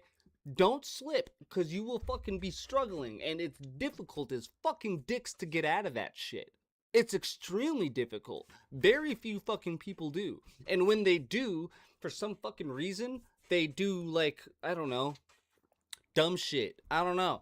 Like, I feel like me personally, I felt like me personally, after going through the horrible things that I've gone through in my life, I felt like instead of continuing to perpetuate more horrible things, because it's not fun, it doesn't feel good. If it feels horrible when it's done to you, imagine how horrible you feel when you're doing it. It's horrible. So instead, let's be fucking better people, right? Let's fucking have a turn a new leaf. Let's instead of being like, hey, how about you get the fuck out of my face? I'm trying to eat. You know, be like, okay, obviously you're hungry too. Would you like some of my French fries? Or something. Take half of my sandwich. I'm a fat piece of shit anyways.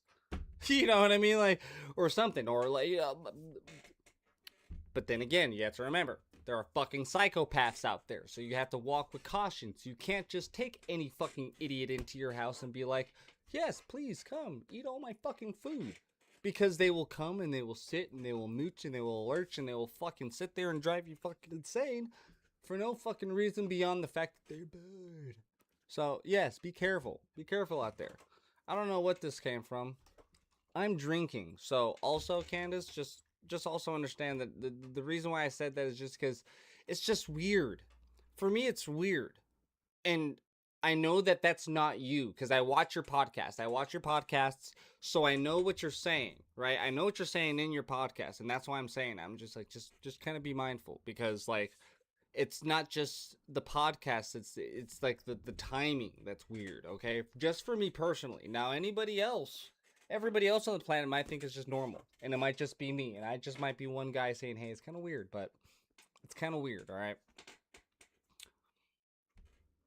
But at the same time, then you drop some fucking gold on us like this, right? So it's like, it's hard. That's what I'm talking about, Candace. You make it hard, babe. You make it hard, man. Like, it's difficult. It's really difficult to figure out, like, what's... I really want to know, like, because I get it, you know. Charlie was a great guy.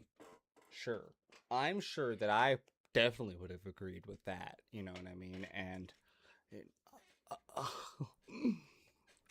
let's just say that I think that politics have gotten extremely ridiculous. I mean, that's probably... No, we probably never... Like, I can't even sarcastically say it. I don't think we ever would have been able to come to terms or agreement on No, I disagree. There's some things that we agree on. All right, there's a foundational basis of things that we agree on, but at the same time, at the end of the fucking day, there's a lot of things we don't agree on. There's a lot of things that I don't think a lot of people agree with. They're just kind of forced into one of the two categories. You know what I mean? It's always like a left or a right, an A or a B, Pepsi or Coke, BlackRock or Vanguard. You know what I mean? It's just like, you don't get a lot of choices left. You know, you don't get a lot of choices left. So when you're limited to like 5 or 6, 7 choices, yeah, you're probably going to be choosing the bad one because they're all fucking shit. You know what I mean? But what are you gonna do? Right? What are you gonna do? But let's just look at this. Okay. Let's just look at this. Candace, I do appreciate you for dropping this stuff, okay? But just understand that I am very, very confused. I'm confused. I'm very but remember, I'm man. Big dumb man, don't know words. Confusing politics. Money, green. That's I don't know much, okay? So you gotta, maybe. Here's what I'll do. I'll give you benefit of the doubt. I'll go back, and I'll watch them all from the beginning again. I'll watch all of them again. I'll watch all of them again and again. All right, again, because I've already done it, but I'll do it again, right? And maybe on the next run I'll be able to like look at the timeline, because I also have to remember that like you're working off of sleuthing. So that's why I give you benefit of the doubt, because like you're on top of the stuff, but I'm not sure. It's not even your fault, truth be told. I take it all back. You know, now I'm sitting here thinking about it, it's not even your fault. You know what I mean? It's just like that's the media. That's whatever media is. It has to put your name on everything. So actually I take that all back, and I want to extend an apology. I want to apologize on behalf of media for always making you the person that was attached to anything. So that way everything seems kind of confusing, because you're not sure where it's really coming from, because it could be misinformation or not, or something or whatever. But I will say this. You're not wrong that there is obviously something else besides what was told to us, okay? Tyler Robinson may have been up there. He may have had a rifle. He may have pulled a trigger. Those things may or may not have happened. We don't know. Now, from my experience, when it comes to high caliber ballistics, I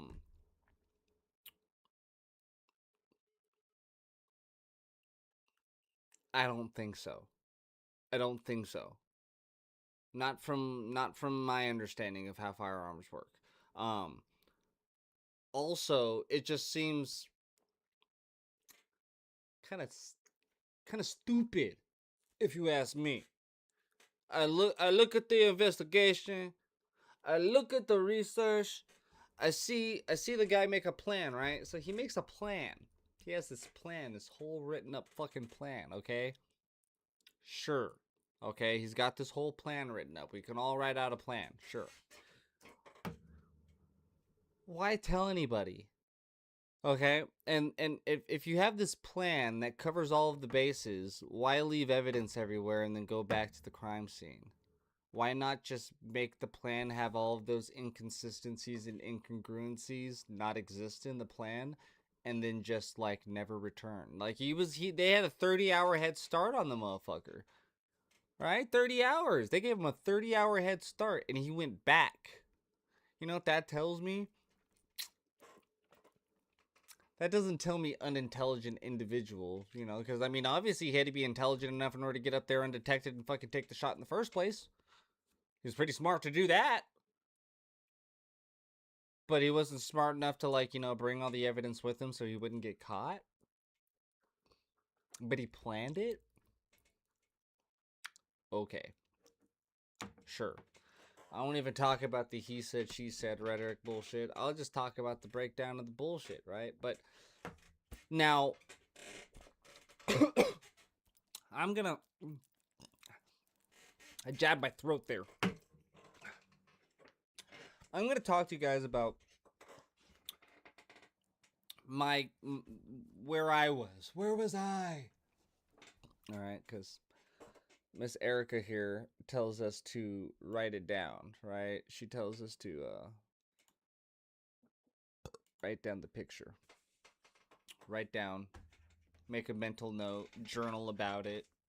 Remember, never forget the day that we fucking played you, right? So I'll tell you my experience. I'll tell you what I remember of that day.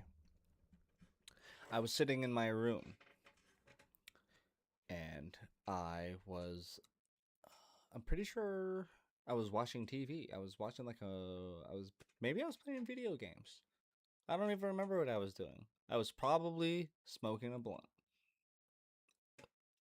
Sitting there, I get a message, and that message is from my woman, and she is telling me to look at this link.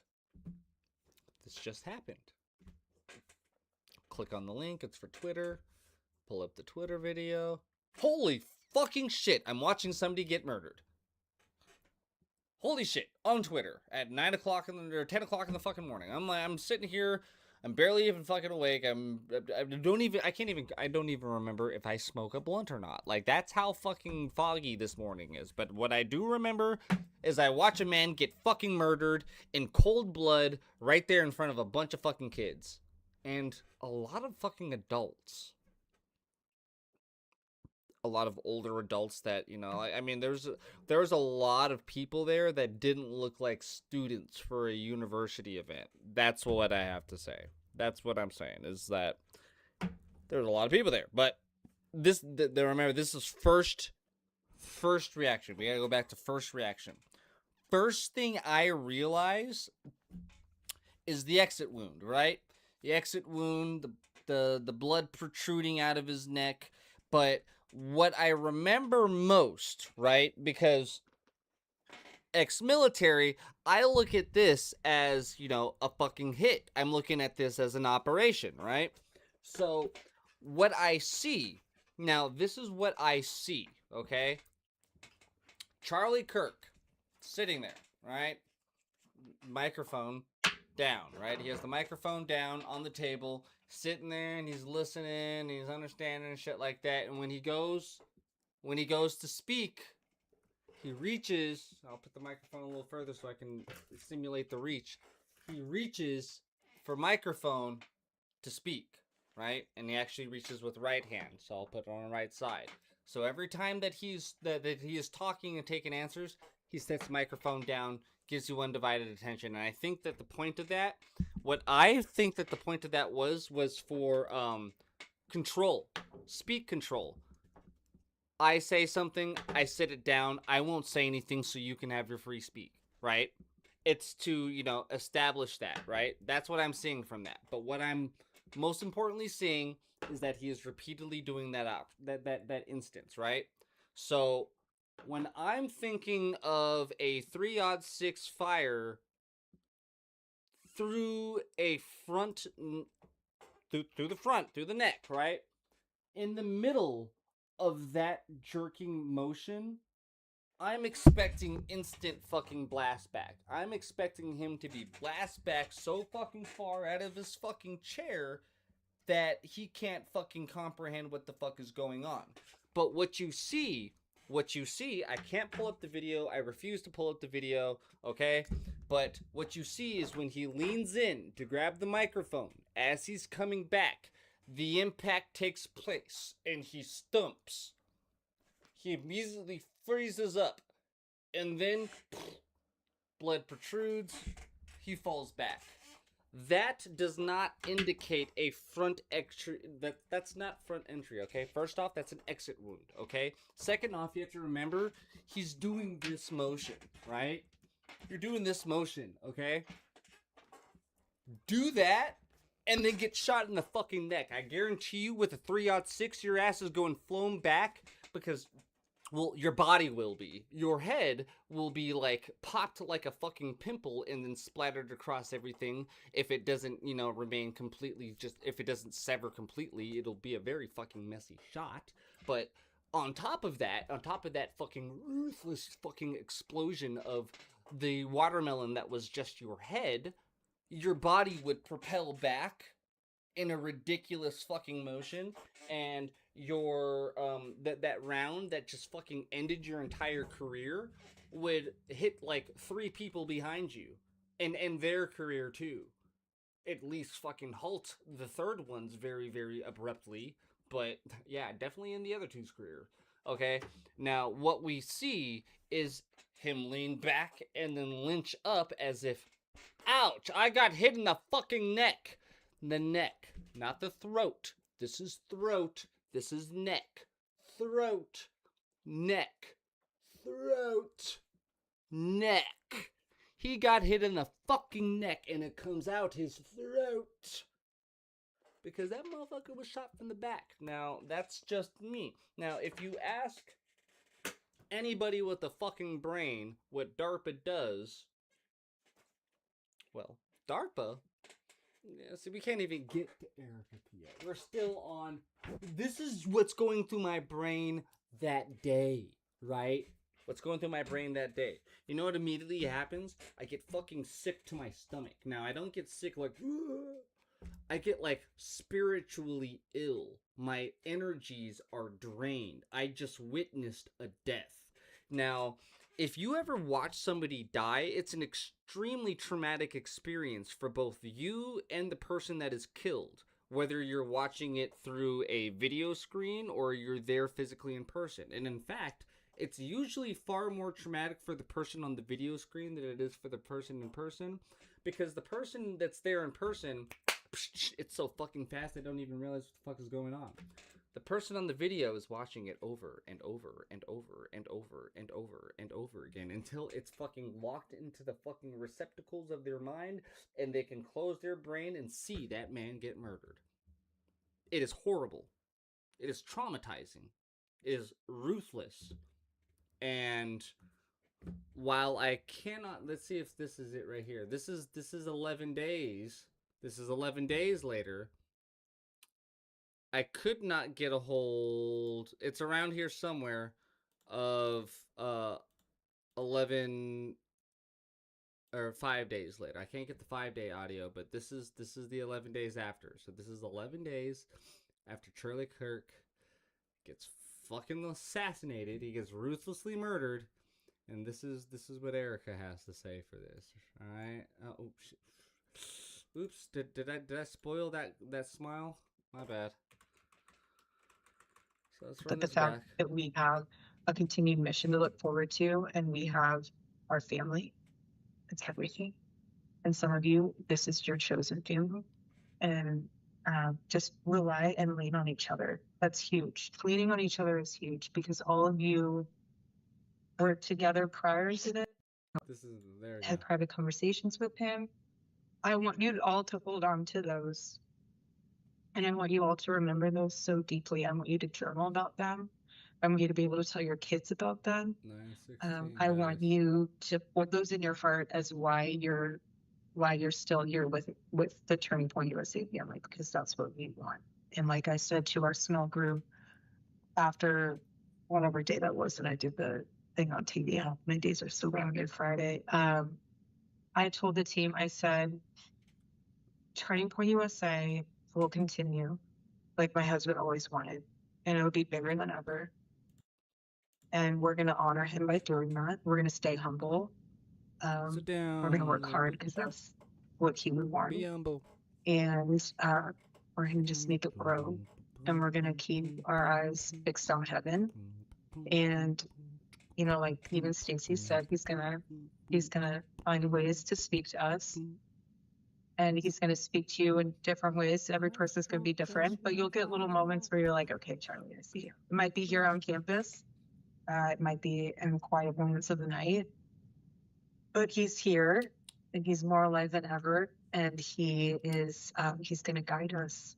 And we just have to remain humble. But again, what I told the team was, I will fight like hell to make sure that all of you have a job here.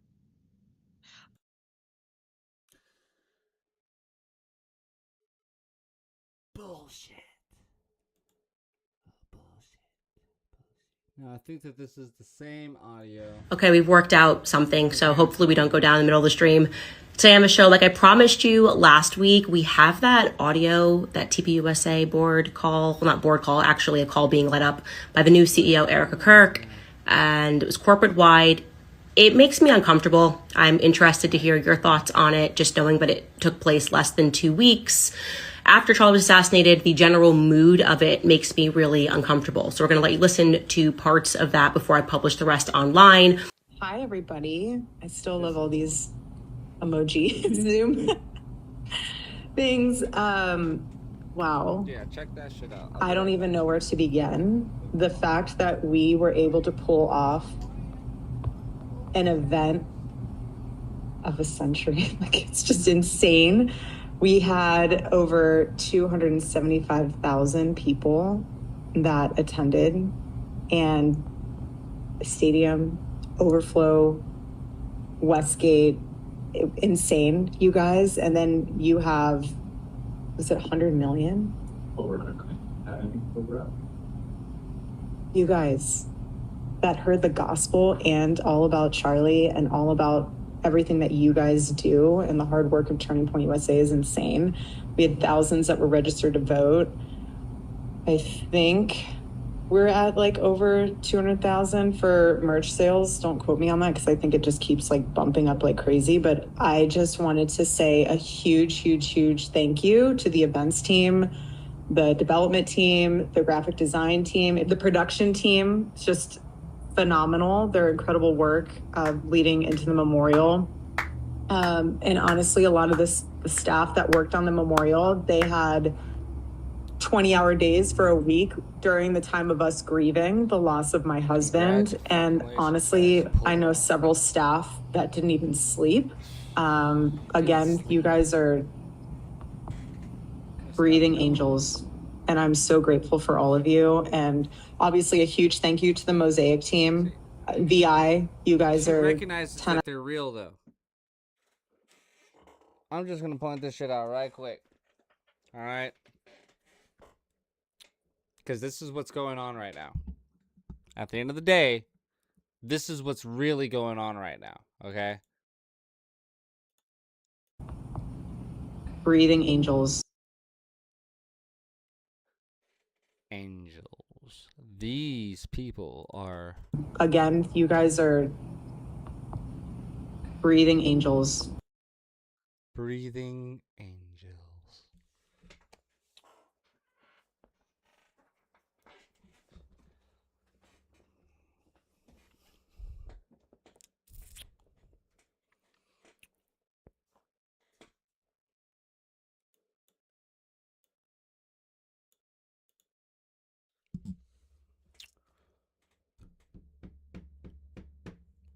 It's like this, ladies and gentlemen. I'll keep it a buck.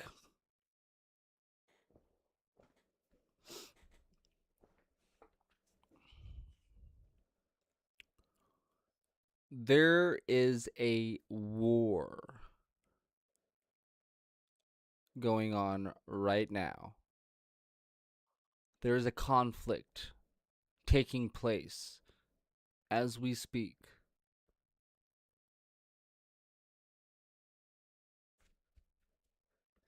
It is a battle of the mind and of the spirit. Nothing more.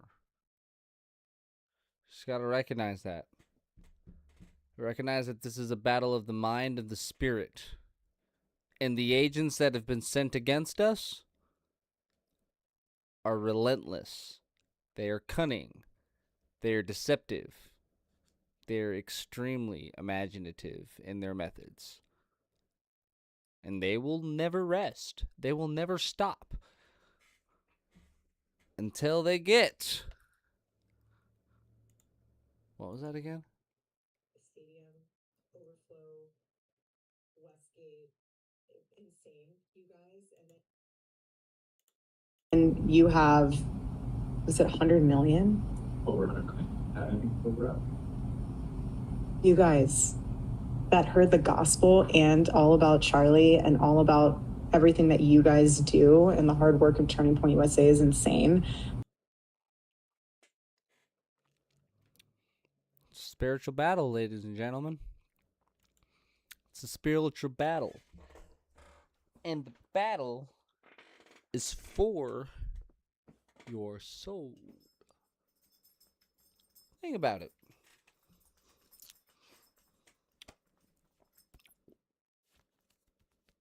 Let's say I wanted to do the right thing, right? There are many ways for me to do the right thing. There are also many ways for me to do the wrong thing. And I'll let you know one thing right now. Any right thing up out my bedroom booth. Come out the throne. You may sit at the squire's chair. Up. Now sit, booth. Booty down. Up. Sit.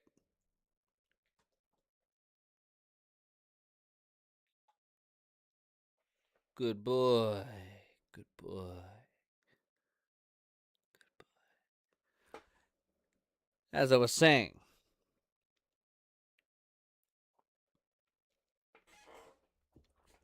shit's for your soul, man. If you want to do good, you will never do so by giving your money blindly to a corporation or an organization that tells you that they need your money to do good. Okay? Any institution, organization, group that tells you we need your money so we can do something good for it is not good. It's bad. It's very bad. I mean, think about that. I love doing YouTube videos, guys. But in order for me to continue doing YouTube videos, you guys need to like, comment, and subscribe, and send me money on my Patreon. The fuck I do this shit for free? I do this for free. I don't do this because people pay me. I do this for free. Okay? I do this for free so that way when people come to pay me to stop, I can tell them to go fuck themselves. That's why I do this for free. Because I don't need money. I don't need money. For what? To give it away? To silence myself? To incorporate myself into the very system in which I refute? Nah. I don't want your money. I'll get my own money. I'll get my own money by earning it the way it's supposed to be. Like a fucking man. I'll earn my money, and then you keep your money and pay, maybe learn something along the way. You know what I mean?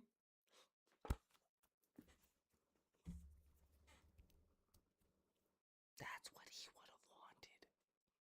He wouldn't have... You know what he would have said if you were told you had to give something in order to receive the blessings or to be part of the family or the group? You know what he would have done?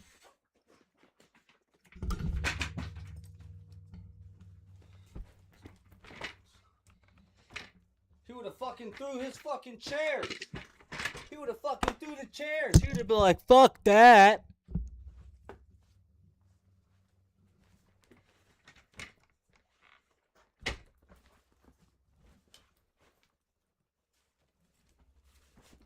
You don't fucking pay no money for God? What? That's not what you do? That's not what this is.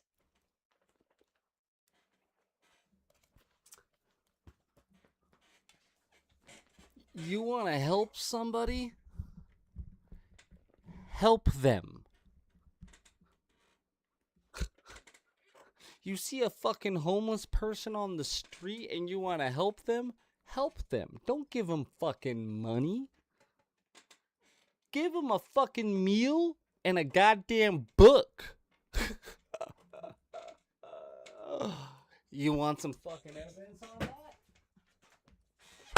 There's my fucking book. I kept it. And I remembered how fucking important that meal was. Because the meal wasn't about getting my ass fucking fed right there. That meal was to teach me how to fucking feed myself. Learned for my fucking self. And you know what I learned for my fucking self? That literally all this shit that we see that tells us what we're supposed to believe in, what we're supposed to have faith in, what we're supposed to love and hate and trust. It's bullshit. It's bullshit. You can't call yourself a fucking Christian or a holy man and then fucking be okay with pulling out your fucking wallet and handing somebody a fucking Federal Reserve note. No, but you can. You surely can be. Let me take that back. You can. Yes, you can. But you can't do so while still saying that, like, this is okay. Because a lot of people out there are saying that this is okay, and this is not okay, okay? This is not okay. This is not religion, okay? This is a subscription model that features religion as the niche, okay? That's not religion. That's not faith. That's not spirituality. Sitting there spewing whatever it is that you spew and then being like, brought to you by Jesus, is not a fucking preach, okay? Okay, that's not what that is. Would this be considered a preach because I have a cross on and I have a Bible that I've read? No, it would not be. It would be just as fucking ridiculous as anything else coming out of anybody else's fucking mouth who sits there and tries to tell anybody else what the fuck they're supposed to interpret from that goddamn book. That book's not for other people to tell you about. That book's not even for you to tell you about. That book's just a frame of fucking reference. A frame of reference to understand that there's obviously a fucking collective thought here, that something profound is going on, that at the same time, while you see in this set of scripture, they seem to know exactly what the fuck that shit is, nobody really fucking knows. Right? Nobody really knows, because at the end of the day, that stuff is based off of stuff that was spoken about for thousands of years, that people had initially carved onto fucking walls that had been fucking washed away for thousands of years, that, you know, for the longest time, people didn't even consider to be part of the main fucking... It's mythology. It's fake. It's mythos. Except for the fact that all the fucking stories are identical to the ones in this fucking book. Okay, except for those ones. But that's just coincidence. That's because other cultures had like-mindedness and stuff like that. Oh, man, that obviously means that something was fucking happening here. Okay? We didn't build no pyramids. Okay? Like, trust me, if you really think that, if you think that us, as the human race, was responsible for megalithic construction of any type of structure, be it pyramids, Göbekli Tepe, any of that shit. If you think that we did that, humans, you're fucking stupid, okay?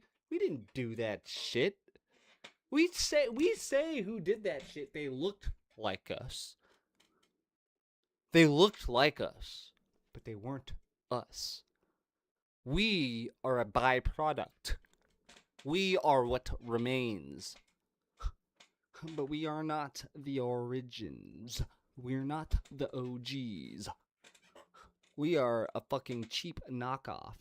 A very, very poorly crafted imitation. That is what we are. We're... Name one discovery that we have made. Like think about discoveries, right? We discovered things. Oh yes, we just discovered this. We just discovered that. You know what that tells me? That tells me that it already existed and was waiting for somebody to figure out how it worked. this entire fucking system that we operate within, everything from this microphone, headsets, this hat, this shirt, this fucking chair, Before it existed in this fucking in this physical realm that we inhabit, before that, some prick got the bright eye fucking idea about it. Now, when he got that bright idea for the microphone, or the headphone, or the hat, or the chair, where did it come from? it came from his head. So where in his head did it come from? Where is that part in his head connected to in the universe to where did it come from? Because it had to come from somewhere. So that means one of two things are running, right? Either everything has already existed and we just rediscover shit that's already like every possible combination of anything that ever existed already exists, and it's a matter of rediscovering the proper combination in order to achieve that. Or, you know, fucking, you know, there's a whole nother fucking dimension where all this shit exists and we're able to fucking tap into that alternate dimension and pull from it. Now, there's a lot of fucking cultures that infer, that lean towards that latter one, that this isn't the only realm that we inhabit, right? That there's more than just this physical shit, right? Because even this is a figment of your imagination, right? It's not real. It's not really solid. It's just solid for you because of the frequency that you vibrate on and the frequency that this vibrates on. That's why we don't see fucking signals, right? We don't see fucking infrared. We don't see any of that shit. Why? Not because it's not there. It's there, right? Ultraviolet is still there. All those spectrums of light are still there. We just can't interact with them in a manner in which we understand. That's it. That's all that means. That doesn't mean anything more than just that fucking thing right there. Now, when it comes to what the fuck it is that we're experiencing right now, you ask me, it's a fucking game. It's a goddamn game that we're playing with ourselves. We're playing a game with ourselves. And the game is whether or not we can remember what the fuck we are. You know? Or maybe we're just a byproduct of, you know, we might just be a byproduct of a more advanced civilization that had left and, you know, didn't have any use for us anymore. And we're like slowly killing each other, arguing over whose idea of what the fuck was going on is right. Who knows? Really, who knows? I don't know. I really don't. But I do know one thing is for sure. That, that lady right there, she was never really sad about her husband dying, right? She made that very clear very quick, that she was very, very, very much prepared to, like, be excited. She seemed very, very giddy and excited about that about that profit. She said, "You see how much merch we sold? Do you see how much merch? The merch is ridiculous, guys. Like, comment, and subscribe." Alright, sure. Merch is great, but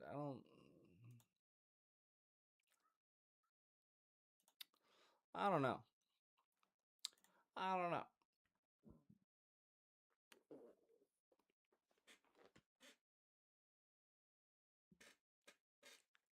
I think... What's up, Boof? You're like, Dad, you're talking about some very spicy topics right now. I know, Boof. But I got to, Boof. I got to. Someone's got to talk about this stuff because everybody's talking about just stupid shit. It's just... Boof, hear me out, okay? It's like this, man. Like, it's either we try to figure out something to do in order to save humanity from, like, killing itself through retardation, right? Or, you know, the other. What do you think? You got some comments? You got some question, comments, concerns? Got some question, comments, concerns, Boof? What do you want to say under there? You want to whisper it in my ear? Here, whisper it in my ear, Boof. Come here. Tell him my ear. Oh. Really? That's interesting. So the dog's paranoid, okay? You gotta remember, my dog is off the grid, okay? The second we got this dog, the first thing he did was he ripped out his microchip, okay? Like, he went off the grid. Like, I don't know, right? But I do know that sometimes when I get into some categories of talk, he does seem to get up in my face, like, get the fuck up out of that conversation and talk. Come here, boy. You better not be on that bed.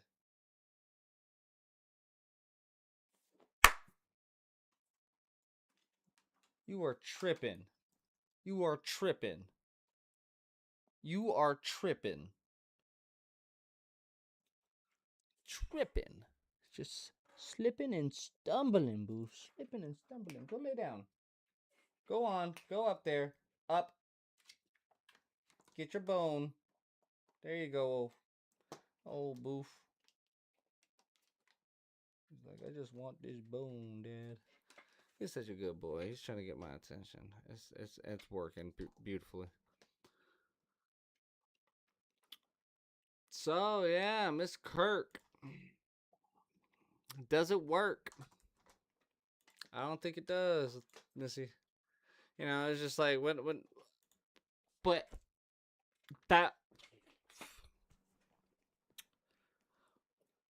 that first video that I saw of Erika Kirk, right?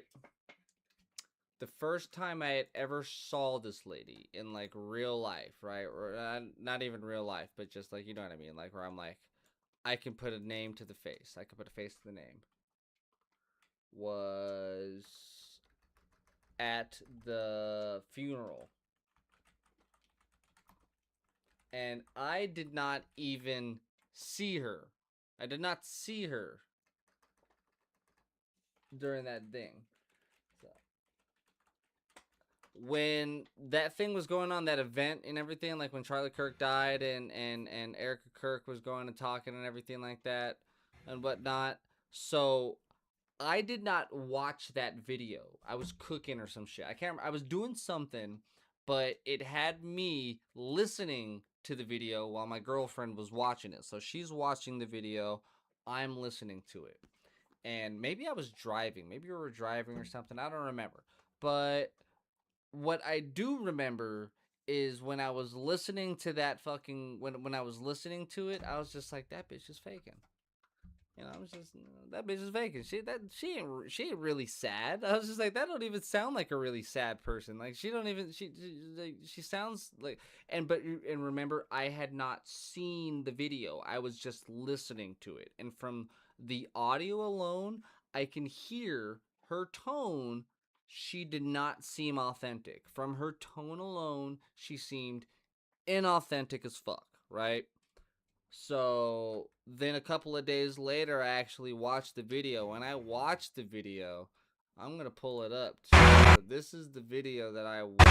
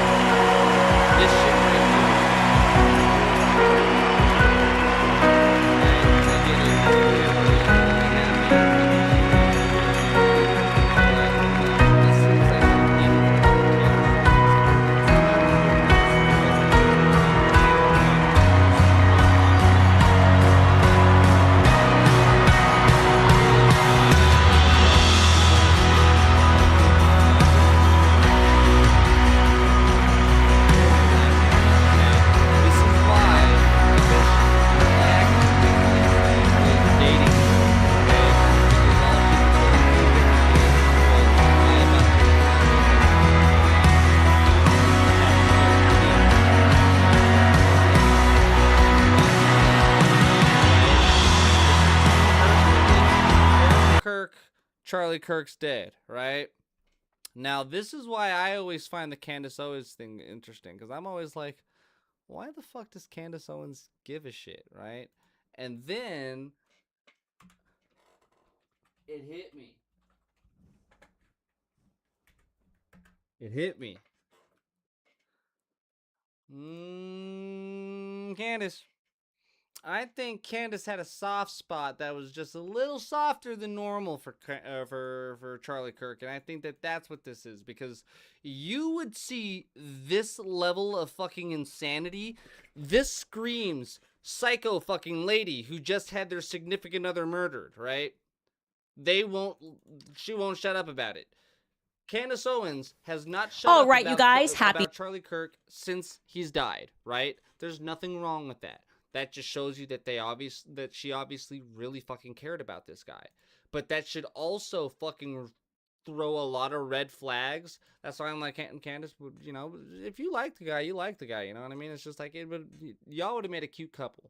Maybe you would have knocked some sense into his ass. You know what I mean? Like, I think that would have made a lot more sense. And when you were saying that shit about you think that that's when the assets came in to split you guys up, that's why I was just like, you know, that actually makes a lot of sense. Because if you guys started fucking, if Candace Owens and Charlie Kirk started fucking way back then, before the whole thing, think about that. There goes all that shit's out the fucking window. You got a fucking conservative black woman and a fucking white conservative Christian man, and they fucked and they had babies and they got married.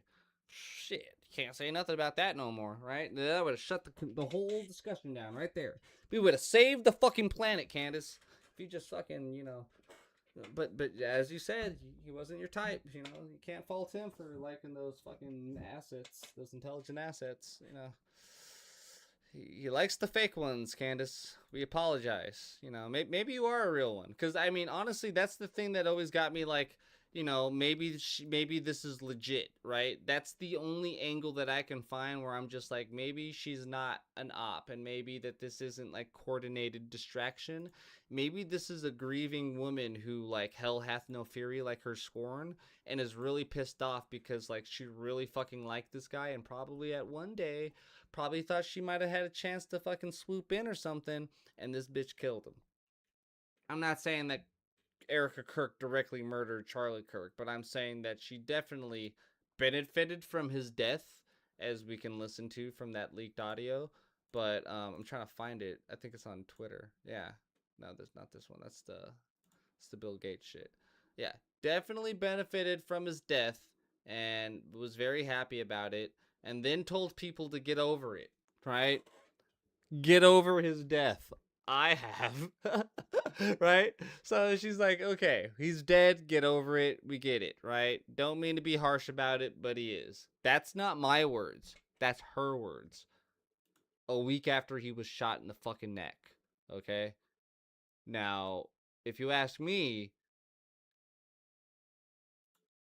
Satan incarnate in woman form. If hell hath no fury like a woman form, scorn, then that's just fucking spooky. It's just spooky, but that's just me. I'm just saying that that's kind of spooky. Spooky coincidental. That's just me, though. Now, I also told you guys about Erika's connections to the intelligence agency, right? So, Erika Kirk's dad, Kent. I had to pull this thing back up. I pulled it down. Kent was part of AZ Tech International. Right, and the only thing that I can get on them is through LinkedIn. Hopefully it's not going to make me sign in. Cool, it didn't. So, AZ Tech International, is this the one in Arizona? Probably not. This is Dana Point, California. So this is the fucking distraction one, right? Then there's... Let's just go to Kent straight up. Kent, see? This is Erika Kirk's father right here, right?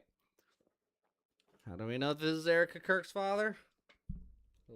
Not only do they have the same last name, he's also located in, surprise, Arizona.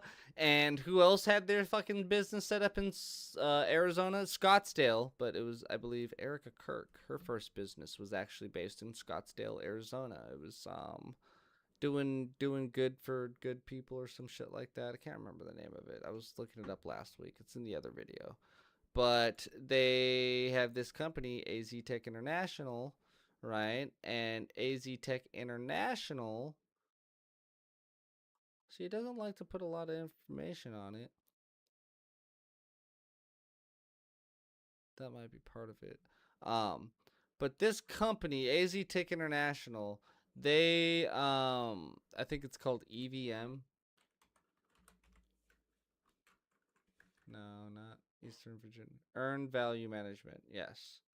This is the stuff that AZ Tech International specializes in. Earned Value Management is a product management technique for measuring project performance in progress. It has the ability to combine measurements of the project management triangle: scope, time, and costs. In a single integrated system, EVM is able to provide accurate forecasts and project performance problems, which is an important aspect of project management. All right, so we go up into, let's go up in here. Let's ask Perplexity a question here. So, fucking, what the fuck is this shit?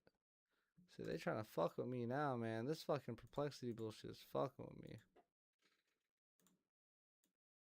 That's why I don't like fucking using, this is why I don't like this shit. It's always trying to change. It's always changing. Ah, yeah, see, don't want you to. They used to have finance and all that shit up in there. Let's see here.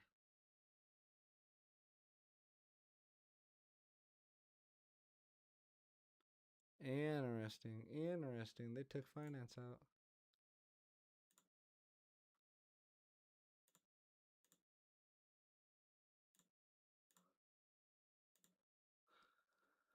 Okay, I'm looking for all available information on Kent Frantzve, spelled Frantzve, and his work as program research director at AZ Tech International Incorporated in Surprise, Arizona, and all information on his daughter, Erika Kirk, and her startup company that was also in Scottsdale, Arizona, that had the missing form from 2013. I can't remember the form 990.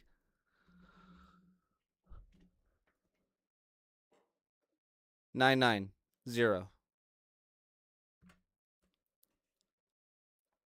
All right, let's see what she says about that while we come back up in here. And we look at that other thing that Erika had to say. See what else she had to say about that. That were registered to vote. I think we're at like over 200,000 for merch sales. Don't quote me on that because I think it just keeps like bumping up like crazy. But I just wanted to say a huge thank you to the events team, the development team, the graphic design team, the production team. It's just phenomenal. Their incredible work leading into the memorial. And honestly, a lot of the staff that worked on the memorial, they had 20-hour days for a week during the time of us grieving the loss of my husband. And honestly, I know several staff that didn't even sleep. Again, you guys are breathing angels, and I'm so grateful for all of you. And obviously a huge thank you to the Mosaic team. VI, you guys are 10 out of 10. Like we have the most incredible team. We just do. And you guys know that, and you guys are all a part of that. And I am so thankful. And if you do have a moment and you run into any of those staff members that you know had a role in this, and you know that they put a lot of their time and effort into it, just say thank you. There's something really special to be seen in moments like this, and it's not easy. I'm speaking from experience. I'm right in the trenches with you guys.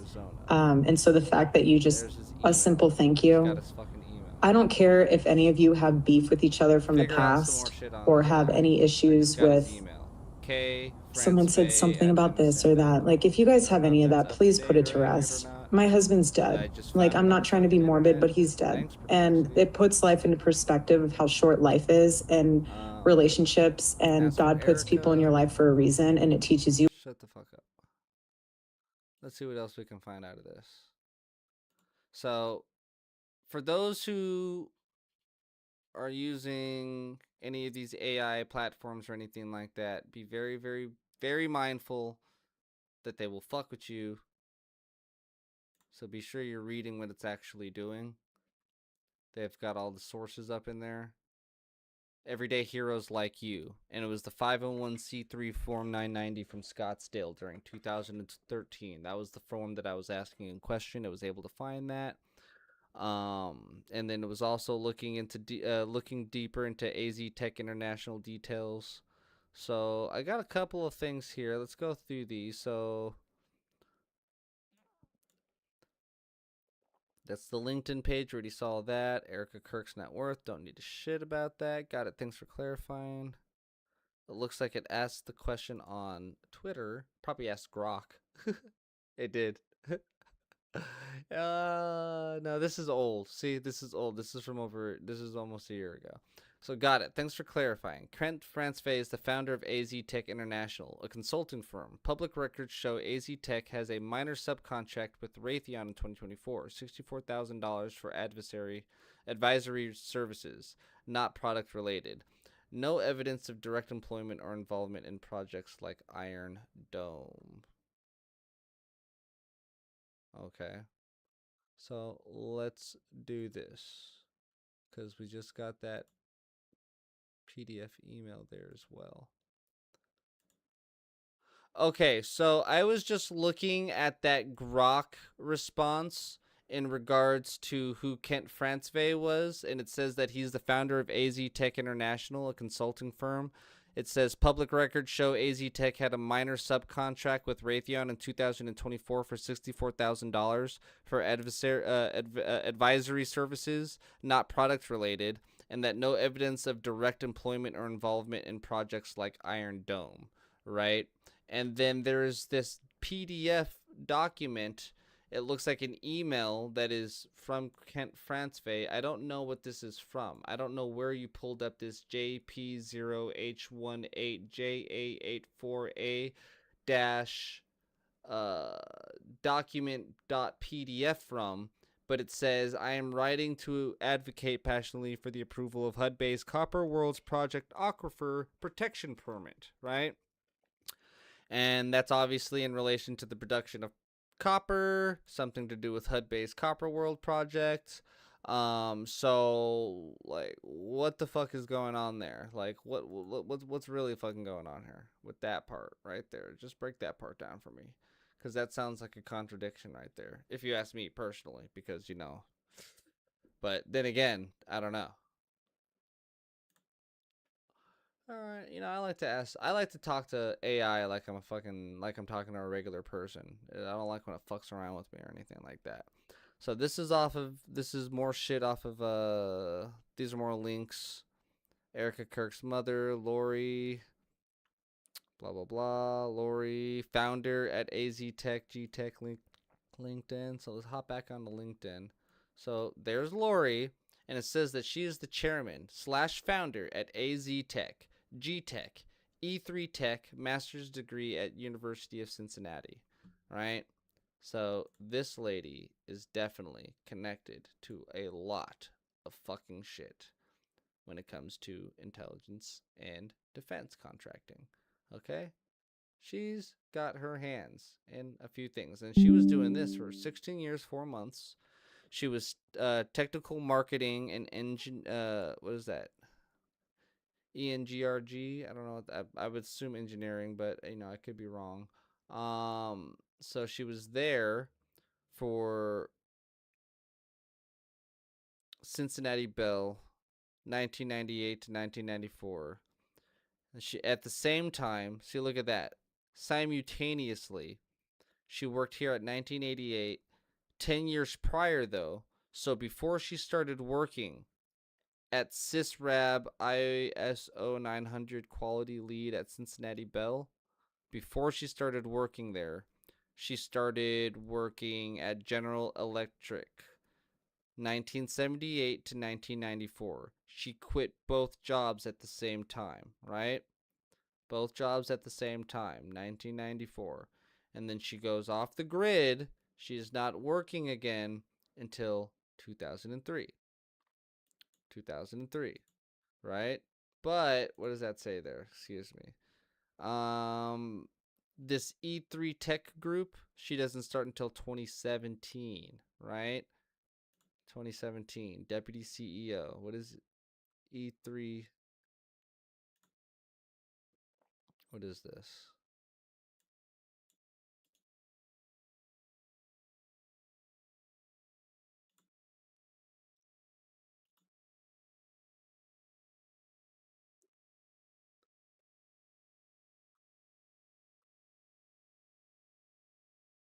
Huh.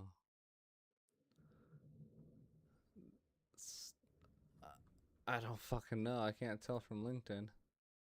What is it called? E3 Tech Group?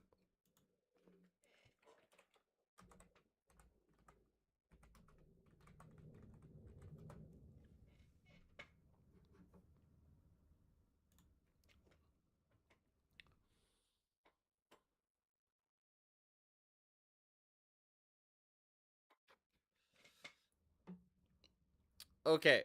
So, as you fucking see here, as soon as I pulled up the fucking page, okay? What the fuck? E3 Tech Group. Making life better and more secure. We specialize in COVID-19 logistical solutions. They were founded in 2017. All right. This is E3 Tech Group 2020, all rights reserved. But as you saw on LinkedIn, 2023 is when it was founded.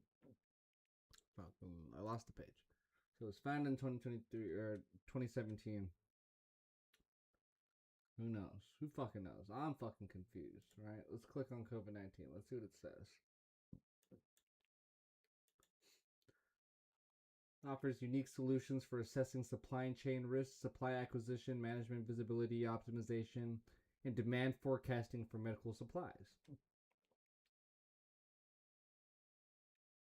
So they were one of...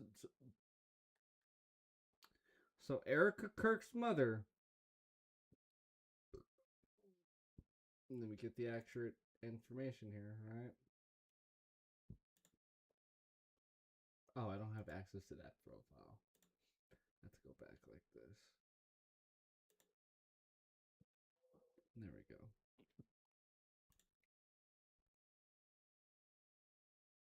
Oh, nothing to see for now. So, she joined E3 Tech Group in 2017 until 2019. This company literally only existed in order to have suppliers set up for standard manufacturers, injection molding, and 3D printing manufacturers that can provide bed and linens, medical devices, PPE such as N95, medication and anesthesia, antibiotics and pain management, incentive spirometers, ventilators, vitamins, and medical device, right? So that's what they're about, right? And remember that this was for COVID-19. Here's their solutions. AI cyber defense. Here's their solutions, guys. AI cyber defense, drone solutions, power systems, EMP solutions, learning systems, humanitarian ventures. Let's start at the top.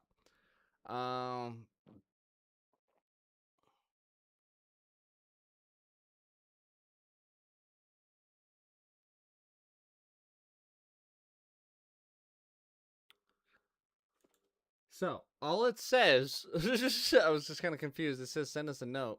I'm not clicking that. E3TG has blank models for years and has proven analytics when you most need it. That's all there is.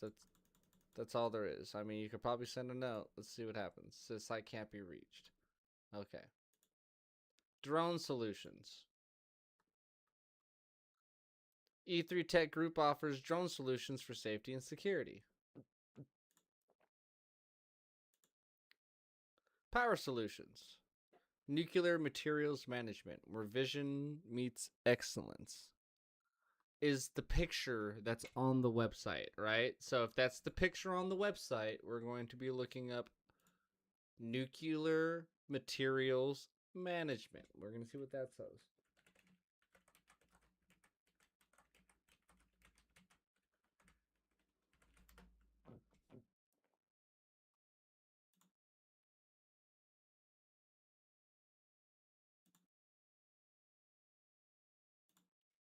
I think it was that next one.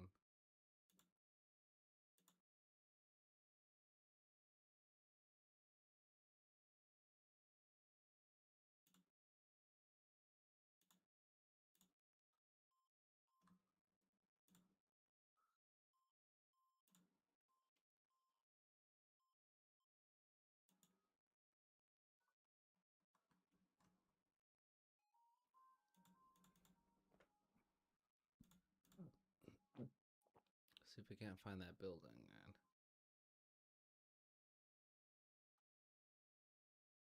What was their fucking slogan? Where vision meets excellence.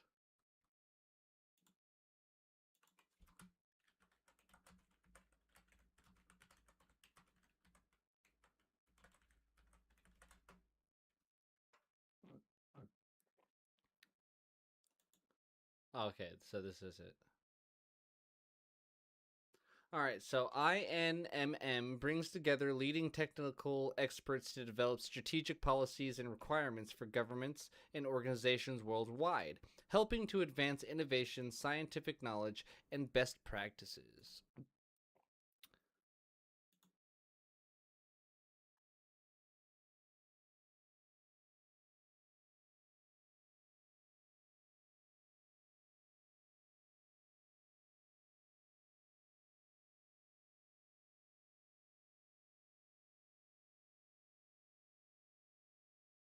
Oh.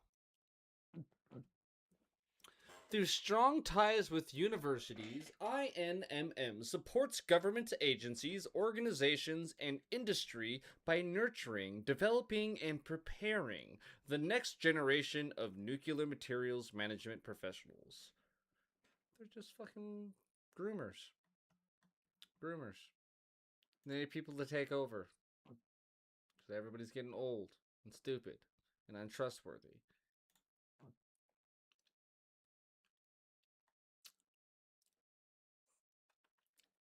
Student. INMM student chapters further the objectives of INMM, providing a less formal form of discussion of the regional nuclear materials management issues. You can form a chapter resources. Click here for complete details on the goals and incentives. Yes, please. Goals. The INMM chapter incentives programs will be managed by the Chapters Relations Committee for active INMM chapters. Active chapter status is based on the INMM policy on inactivity determination located within the chapter requirements at the link stated here. Chapters that wish to be considered for the incentives described below within their submitted annual chapter report using with the prescribed template locating at this link. Alright, so I'll pop up that link next so I can take a peek at that. Alright, so standing members, blah blah blah, blah blah blah, blah blah blah. Where's the money? The CR committee will evaluate data submissions. A $200 USD incentive for every 5 new members they obtain as new regular dues paying members of INMM. The new member must not have been a member of INMM for the over past 3 years.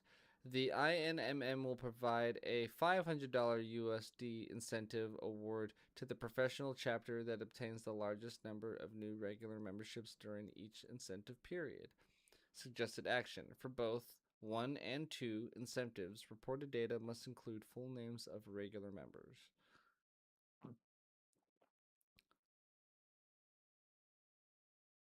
The INMM will award student chapters a $500 incentive award for each student member from their chapter who becomes a regular member of INMM.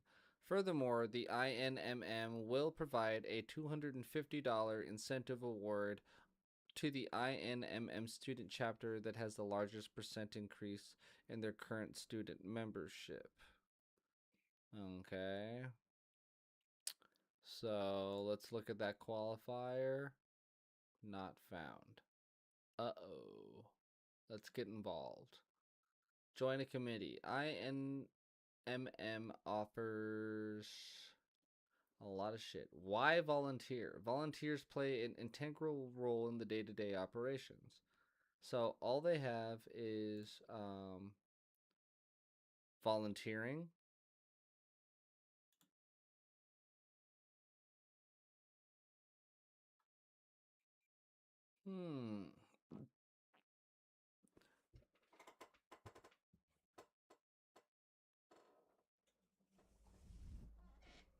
So,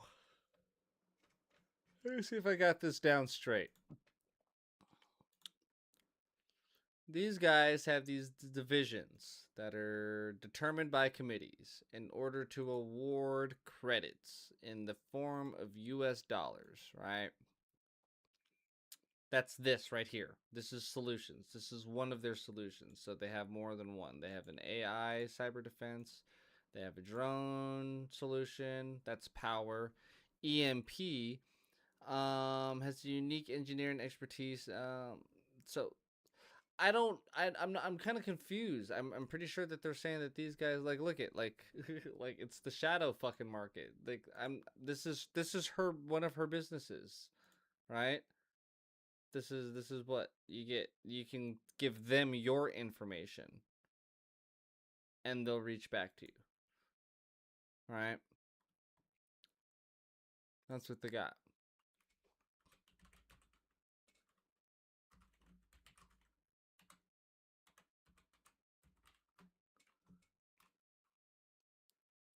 E3 Tech Group and Triple E Technologies are two distinct companies with similar names but different operations.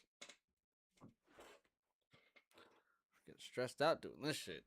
Headquarters, Scottsdale, Arizona. So this is the one we're looking for. Core focus provides EMP, electromagnetic pulse protection for critical infrastructure, including hardened vehicles, light towers, and control systems.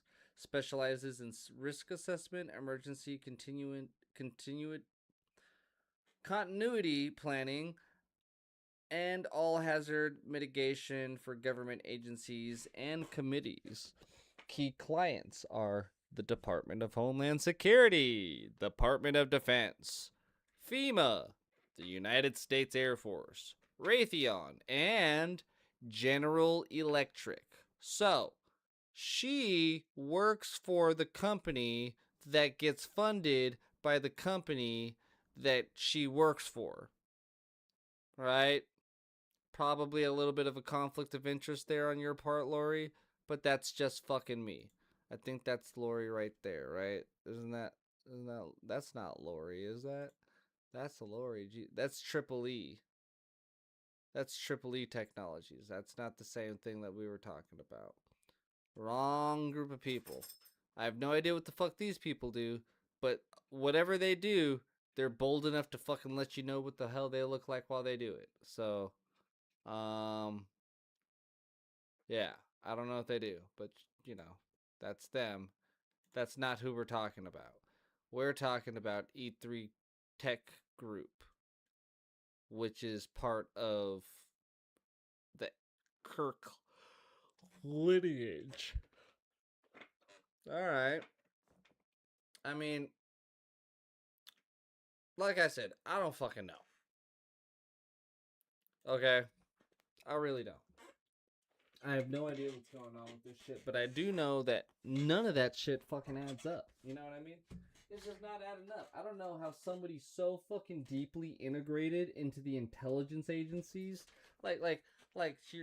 so your mom has her hand fucking balls deep in this shit. Your dad has his hand balls deep up in this shit. They're both fucking playing them puppet strings and everything. But you're gonna tell me that you wouldn't by any chance be fucking confronted by, introduced to, maybe connected with anybody anywhere down the line at all that would be like, maybe, this is more than just some people who had some fucking podcast go wrong. You know what I mean? Like, that's not what the fuck is going on here. That's not what the fuck Turning Point USA was. It wasn't what the hell it's being pushed out to be, you know what I mean? Like,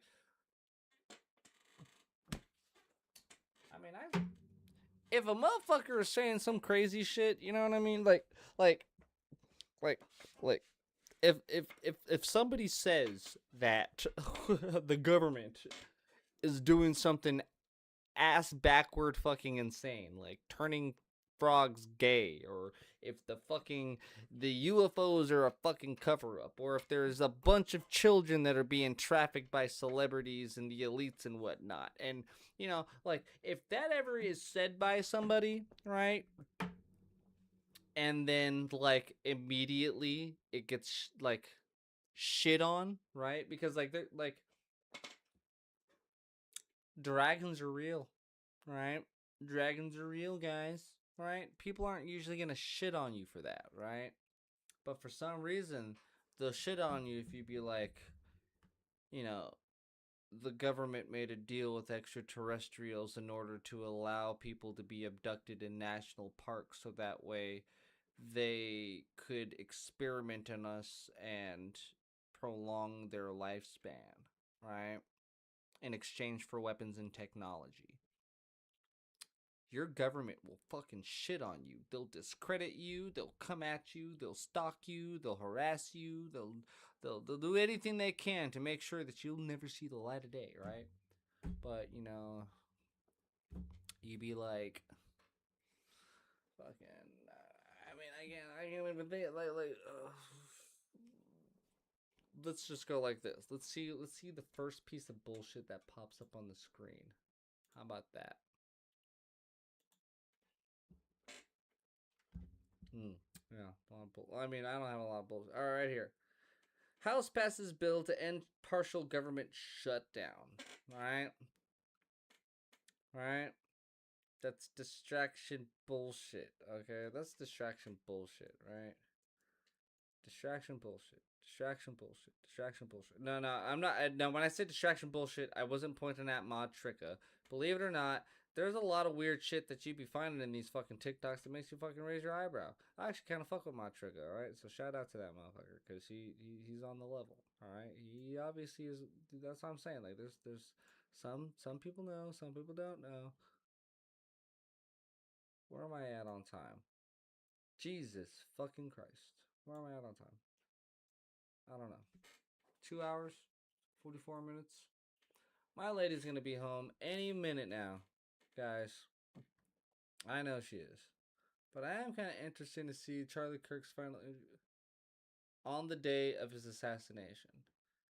Charlie Kirk's final interview from the day of his assassination. The assassination of Charlie Kirk was a devastating turning point in America's political history. At just 31 years of age, the founder of Turning Point USA was a living embodiment of the power of words over violence. He was eager to engage in respectful debate, even with his fiercest critics.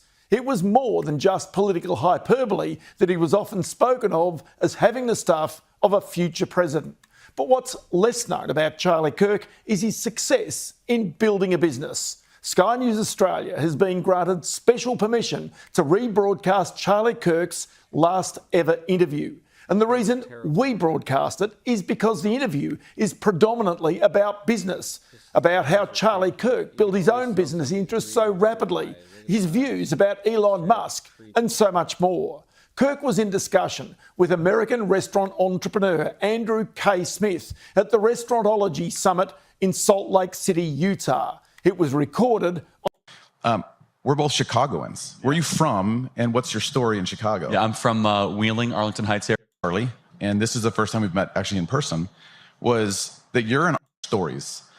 Final interview and his lessons on building a business. I have enjoyed being a founder and meeting other founders. And when I meet other founders, I love hearing their stories. And I think that in every founder story, there's something that you can glean to say, am I doing things as good as I could be? And so one of the things that I found as I met Charlie, and this is the first time we've met actually in person, was that you're an entrepreneur, that you have this entrepreneurial journey that I don't think a lot of people would realize, that I didn't even realize. And because I've been an entrepreneur for 28 years, Charlie, a little bit longer than maybe you. Yeah. But as I've looked back at the past 28 years, I still think about the different inflection points I've had in my career and all the things that I learned at those different inflection points. You're, I think, years ahead of where I was, but I still have learned a ton from just talking to you a little bit. But before we jump into our entrepreneurial journey and share with a room full of entrepreneurs and executives, Charlie, we're both Chicagoans. Where are you from, and what's your story in Chicago? Yeah, I'm from Wheeling, Arlington Heights area. Arlington Heights. Yeah, so Elgin. So Brian's here. He's a big Vikings fan. It's just this whole thing. So tough week. Tough week. It was a tough week. I think it was the last minute, thanks right? for reminding me. Yeah. No.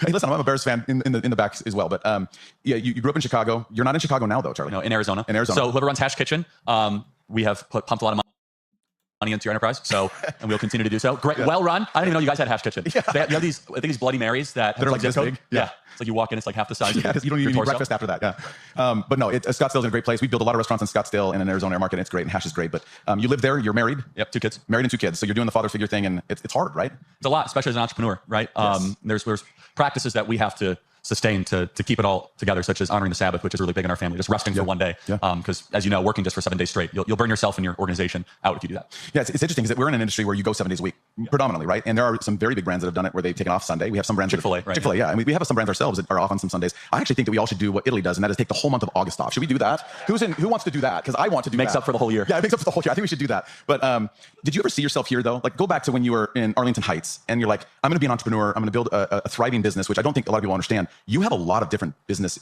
events that you're doing. And he's like 81. He's been doing it. He's like, yes, thank you so much. That would be so great at one of your brands, right? Not the 3-month turnover. Like, I want to go find myself in a trailer in Alaska. That's right.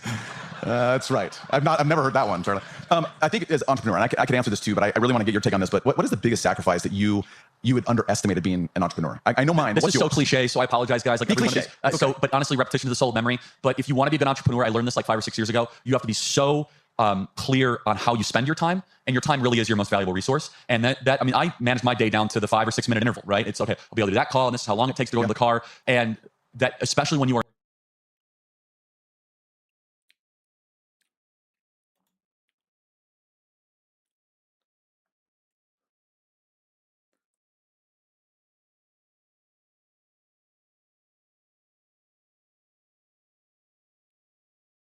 Restauratology. All right, so let's pull this up. Let me read this. This is 4 months ago, so this isn't fresh. I'm just seeing it for the first time, which is shocking.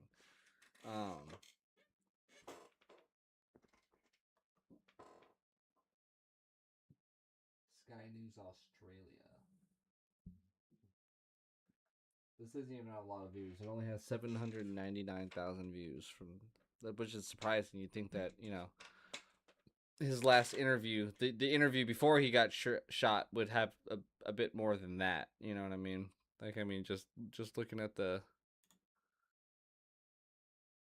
yeah, that's just from 2 days. 301,000 views in 2 days, and that's just off of this one. That's off of this guy's fucking video.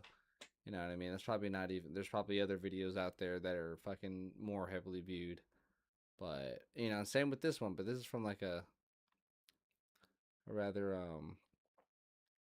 large program. Honestly, I forgot where I was even going with this, but yeah, I'll have to look at that and check that out a little later. But we are getting into the 3-hour marks of this here thing, so you know, it's probably about time we wind down a little bit here, and you know, there's a lot of stuff. Honestly, you know, I'll be back again tomorrow. Honestly, I had to take a little bit of a break because there was so much shit going on. There was so much shit going on. I was like, what the fuck? So much stuff going on. But if you ask me, Jeff planned all this. He knew that this was all gonna come out just the way it did. I mean, I feel like that's shit. I do that to my homies. Shit, man. Fucking, I learned from Julius. Et tu brute? Shit, man. Ain't no motherfucker gonna read Caesar and then get to the top and then not sit there and consider all the fucking fallbacks. You know, I don't want this for sure. Jay-Z wasn't fucking ready for it, but Kanye was. I'm just saying. But then again, everybody thought that motherfucker was crazy when he was talking about how they were fucking shooting him up with lithium and shit like that. They were drugging him and all that shit. When he was talking all that crazy shit, he was crazy. Nobody wanted to listen to him. But, you know, all them tinfoil hatters are now coming out and they're becoming real interesting. You know, I find it crazy that, like, you know, I watched that podcast last night with Tucker and AJ. I watched it last night. Right? This one right here. AJ, thank you for doing this. Thanks for having me. You become huge for a good reason. You want to hear my macro explanation for your success? Honesty is always the first, you know, that's always, and honesty, good BS filter. But you... Homeboy is establishing Homeboy as like... He's like, you're the fucking smartest guy on this thing, man. You know, you're the smartest one. This guy is supposed to know it all, right? Because he does the Y files, right? He does these. I can't even spell right now, but yeah, he does these, right? Kind of different now, right? You know, there's kind of a weird vibe going on at one point. Now, do I think that it's fucking wise to? I mean, I don't know. I feel like when you have two TV personalities talking to each other, and you know they're both at one point TV personalities, right? That's the thing. All these people, TV personalities, right? They're all on TV. They all got big money from these corporations, and now they're like, oh, it's all bad. It's all bad now, right? It was bad when they were getting the money. Okay, it was bad when they were in on it. It was bad when they were okay with it, right? The only reason why it's bad now is because they got blacklisted. Now they want to talk about it and everything like that. I mean, but then again, I could be wrong. You know what I mean? Because I do notice that they're like, for example, like Tucker. He's one of those interesting motherfuckers because, you know, he's been on both sides of that river. You know what I mean? At one point, he was telling people they were fucking retarded for thinking that 9/11 was an inside job. And now he's talking about 9/11 was an inside job. Now, I got to give Tucker Carlson the respect where it's owed because he at least has the fucking balls to be like, I was wrong. I was really fucking wrong. I was really, really wrong. And now I catch the vibe off of him where it's like he's genuinely trying to figure out what the fuck is going on. And if that's the case, mad props to you. That's all you gotta do is fucking ask questions. You can't shut down how insane it sounds. You can't shut down how insane it sounds. Now, you can tell the difference between shit that sounds insane and shit that's bullshit, right? There's a difference between bullshit and insanity. And just because something insane doesn't mean it's not true. Not all the time. But yeah, I mean, I found the whole thing with Tucker very interesting. Very, very interesting cat. But, you know, what the narrative is about, who fucking knows? Who fucking knows, guys? Who knows what the hell is really going on here? I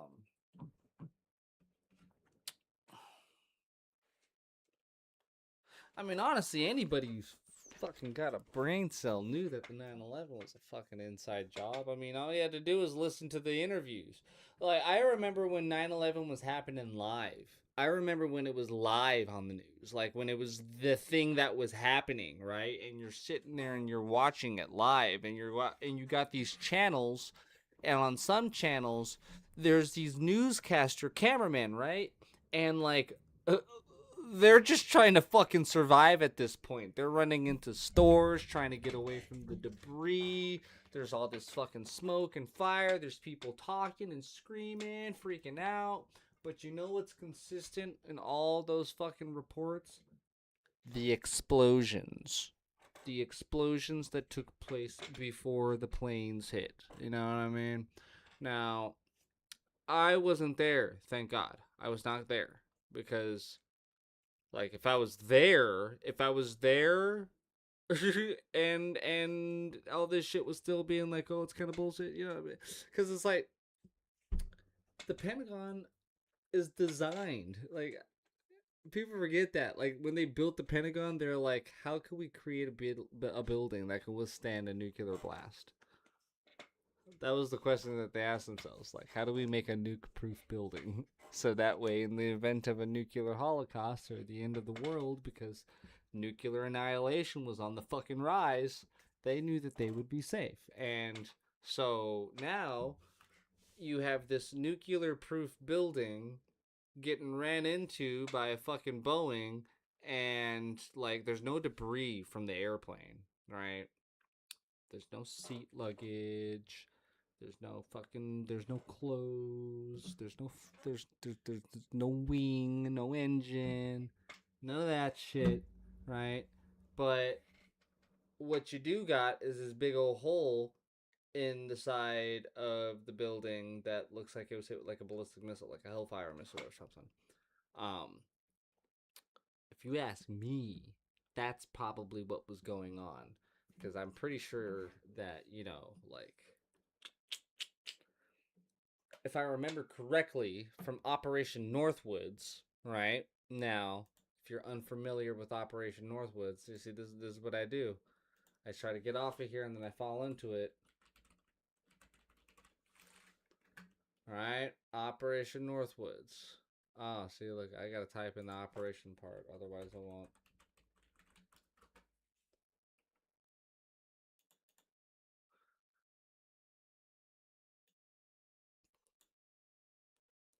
Now, let's go to the National Security Archive. You guys checking this out? Top secret, special handling, no foreign. Unclassified, Joint Chiefs of Staff, Washington, 25 D.C., 13 March 1962. Memorandum for the Secretary of Defense. Justification for U.S. military intervention in Cuba. The Joint Chiefs of Staff have considered the attached memorandum for the Chief of Operations Cuba project with response to a request that Office for brief but precise description of pretexts which would provide justification for U.S. military intervention in Cuba. The Joint Chiefs of Staff recommend that the proposed memorandum be forwarded as a preliminary submission suitable for planning purposes. It is assumed that there will be similar submissions from other agencies, that these inputs will be used as a basis for developing a time-phased plan.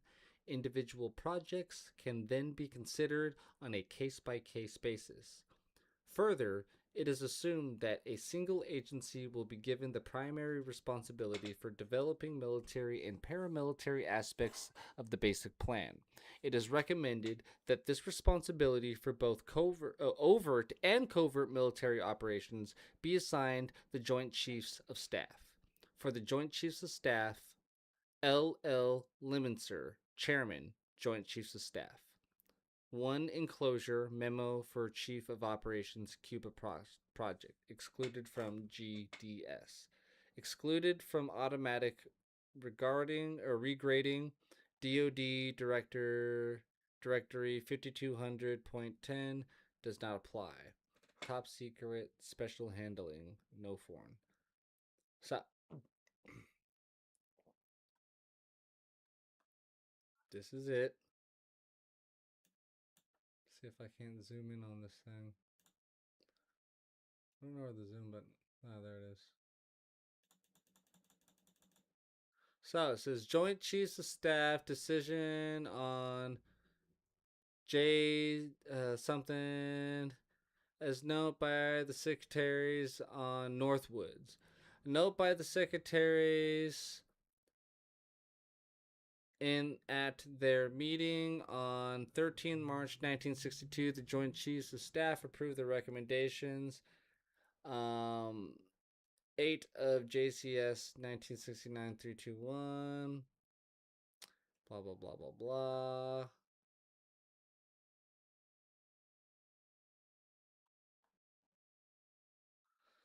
As requested by blah, blah, blah, blah, blah, blah, blah. Facts of the being of the problem. It is recognized that any action which becomes pretext for military intervention in Cuba will lead to political decision, which then will lead to military action. What does that say? Cognizance has been taken of a suggested course of action proposed by U.S. Navy relating to generated instances in the Guantanamo area. No bilateral mutual support agreement binding the USSR to defense of Cuba. Cuba has not yet become a member of the Warsaw Pact, nor have the Soviets established Soviet bases in Cuba in the platform of U.S. bases in Western Europe. Therefore, since time appears to be an important factor in resolution of the Cuba problem, all projects are suggested within the time frame of the next few months. Recommendations. Enclosure A together with its attachment shall be forwarded. Blah, blah, blah, blah, blah, blah.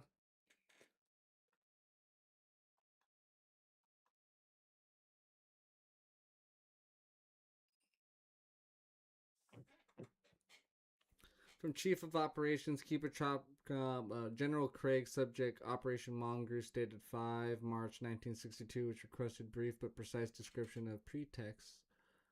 Blah, blah, blah, blah, blah, blah, blah, blah, blah, blah, blah, blah. Parasitions suffering defensible grievances from a rash and irresponsible government of Cuba developed their international image of Cuban threat to peace in Western Hemisphere. So, this plan, incorporating projects selected from the attached suggestions or from other sources, should be developed to focus all efforts on a specific ultimate objective which would provide adequate justification for U.S. military intervention. Such a plan would enable a logical buildup of incidences to be combined with other seemingly unrelated events to camouflage the ultimate objective and create the necessary impression of Cuban rashness and irresponsibility on a large scale, directed at other countries as well as the United States.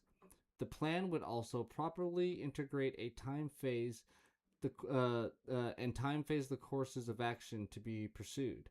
The desired results the desired resultant from the execution of this plan would be to place the United States in the apparent position of suffering defensible grievances from such a rash and irresponsible government of Cuba, and to develop an international image of a Cuban threat to peace in the Western Hemisphere. Time is an important factor in the resolution of the Cuban problem. Therefore, the plan should be so time-phased that projects would be operable within the next few months. So, they're saying they need to do it quick. They cannot fucking wait. They need to make it seem as if whatever it is that's happening is not their fault, but Cuba's fault, so they can justify going into Cuba, so they can stop Russia from going into Cuba and setting up missiles there, because we set up missiles in Europe, or whatever. Great. We're dicks. We don't like when people dick back. Okay, we get it. And it was also for something else, though, right? The other thing that was going on out there in Cuba was, but if you don't remember that story I done told you about George Bush, we need to go back and recalibrate ourselves and understand what was going on with that there good president back. This is HW, of course, but HW and I cannot remember the gentleman's name now. The CIA operative. Let's just start with HW. Bush, and it was the company Cuba. Let's go like that. Okay. Zapata Offshore operated an oil rig named the Scorpion near Cuba in the late 1950s and early 1960s. This location was strategically significant as it was 54 miles north of Isabela, Cuba, and became a covert hub for CIA operations against Fidel Castro's regime.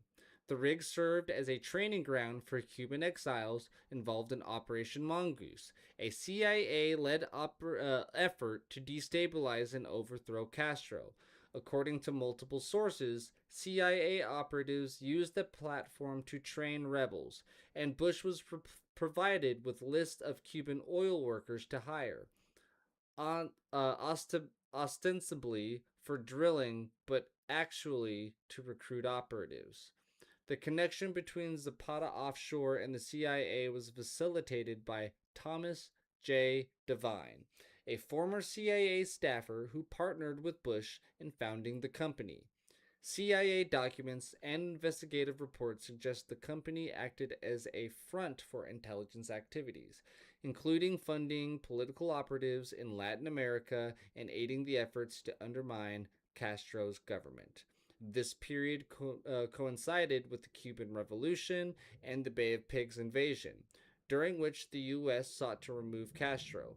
Bush's involvement in these operations has been described as part of a broader pattern of CIA-linked business ventures that blurred the lines between corporate activity and covert operations. Now, that guy had a son, right? And that guy's son had the same idea. But also, we have to remember, so that's the Zapata Offshore.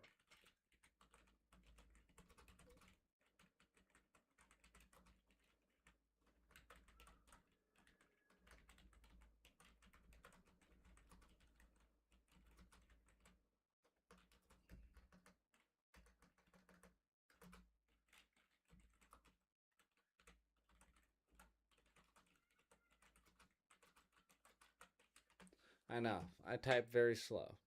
And I can't spell. Alright. Says that there is no evidence in the provided search results of any correspondence between Lyndon B. Johnson and George H.W. Bush during Bush's time at the CIA. While George H.W. Bush served as Director of Central Intelligence from 1976 to 1977, Lyndon B. Johnson's... Okay, hold on. So look at that. That's already a contradiction right there, right? So, just 1 second ago, George Bush's oil company was working with the CIA between 1953 and 1959, right? That was the Cuban Revolution. He was there in the 1950s and early 1960s, right? He's there. Now, I just asked about Lyndon B. Johnson.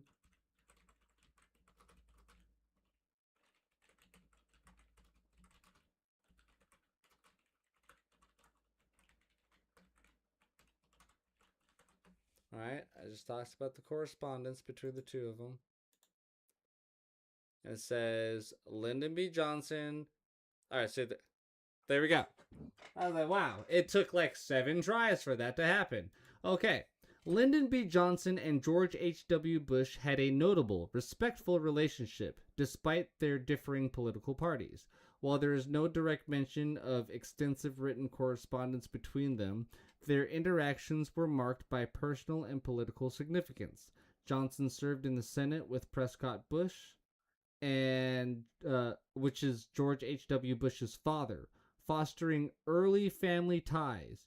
During Johnson's presidency, George H.W. Bush, then a congressman from Texas, voted in support of the Civil Rights Act of 1968, a bold move that contrasted with many Southern Republicans and demonstrated bipartisan respect. Okay?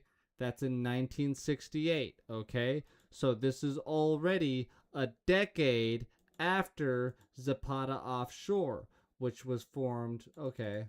Let's get the exact date.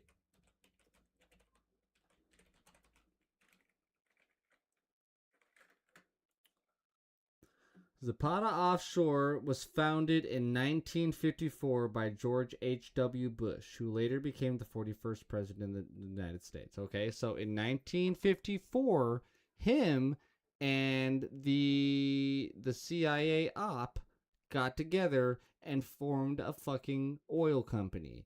And it's saying that in 1968, by this point, they're buddy-buddy, okay? Now, let's remember one other thing about George H.W. Bush. Now, we just learned that he started that company 1954, right? By George H.W. Bush and Thomas Devine. Now, when did H.W. Bush leave the Navy? George H.W. Bush was released from active duty on September 1945, shortly after the surrender of Japan. He was formally discharged from the Navy Reserve on October 24th, 1955, after serving in Naval Reserve for over a decade. So he, 55, is when he was still in, right? 55, he's still in the Navy Reserves, which is still federally the Navy, right? He doesn't start that company till 54, which means 1 year before he gets out of the Navy, he starts that company. Now, right?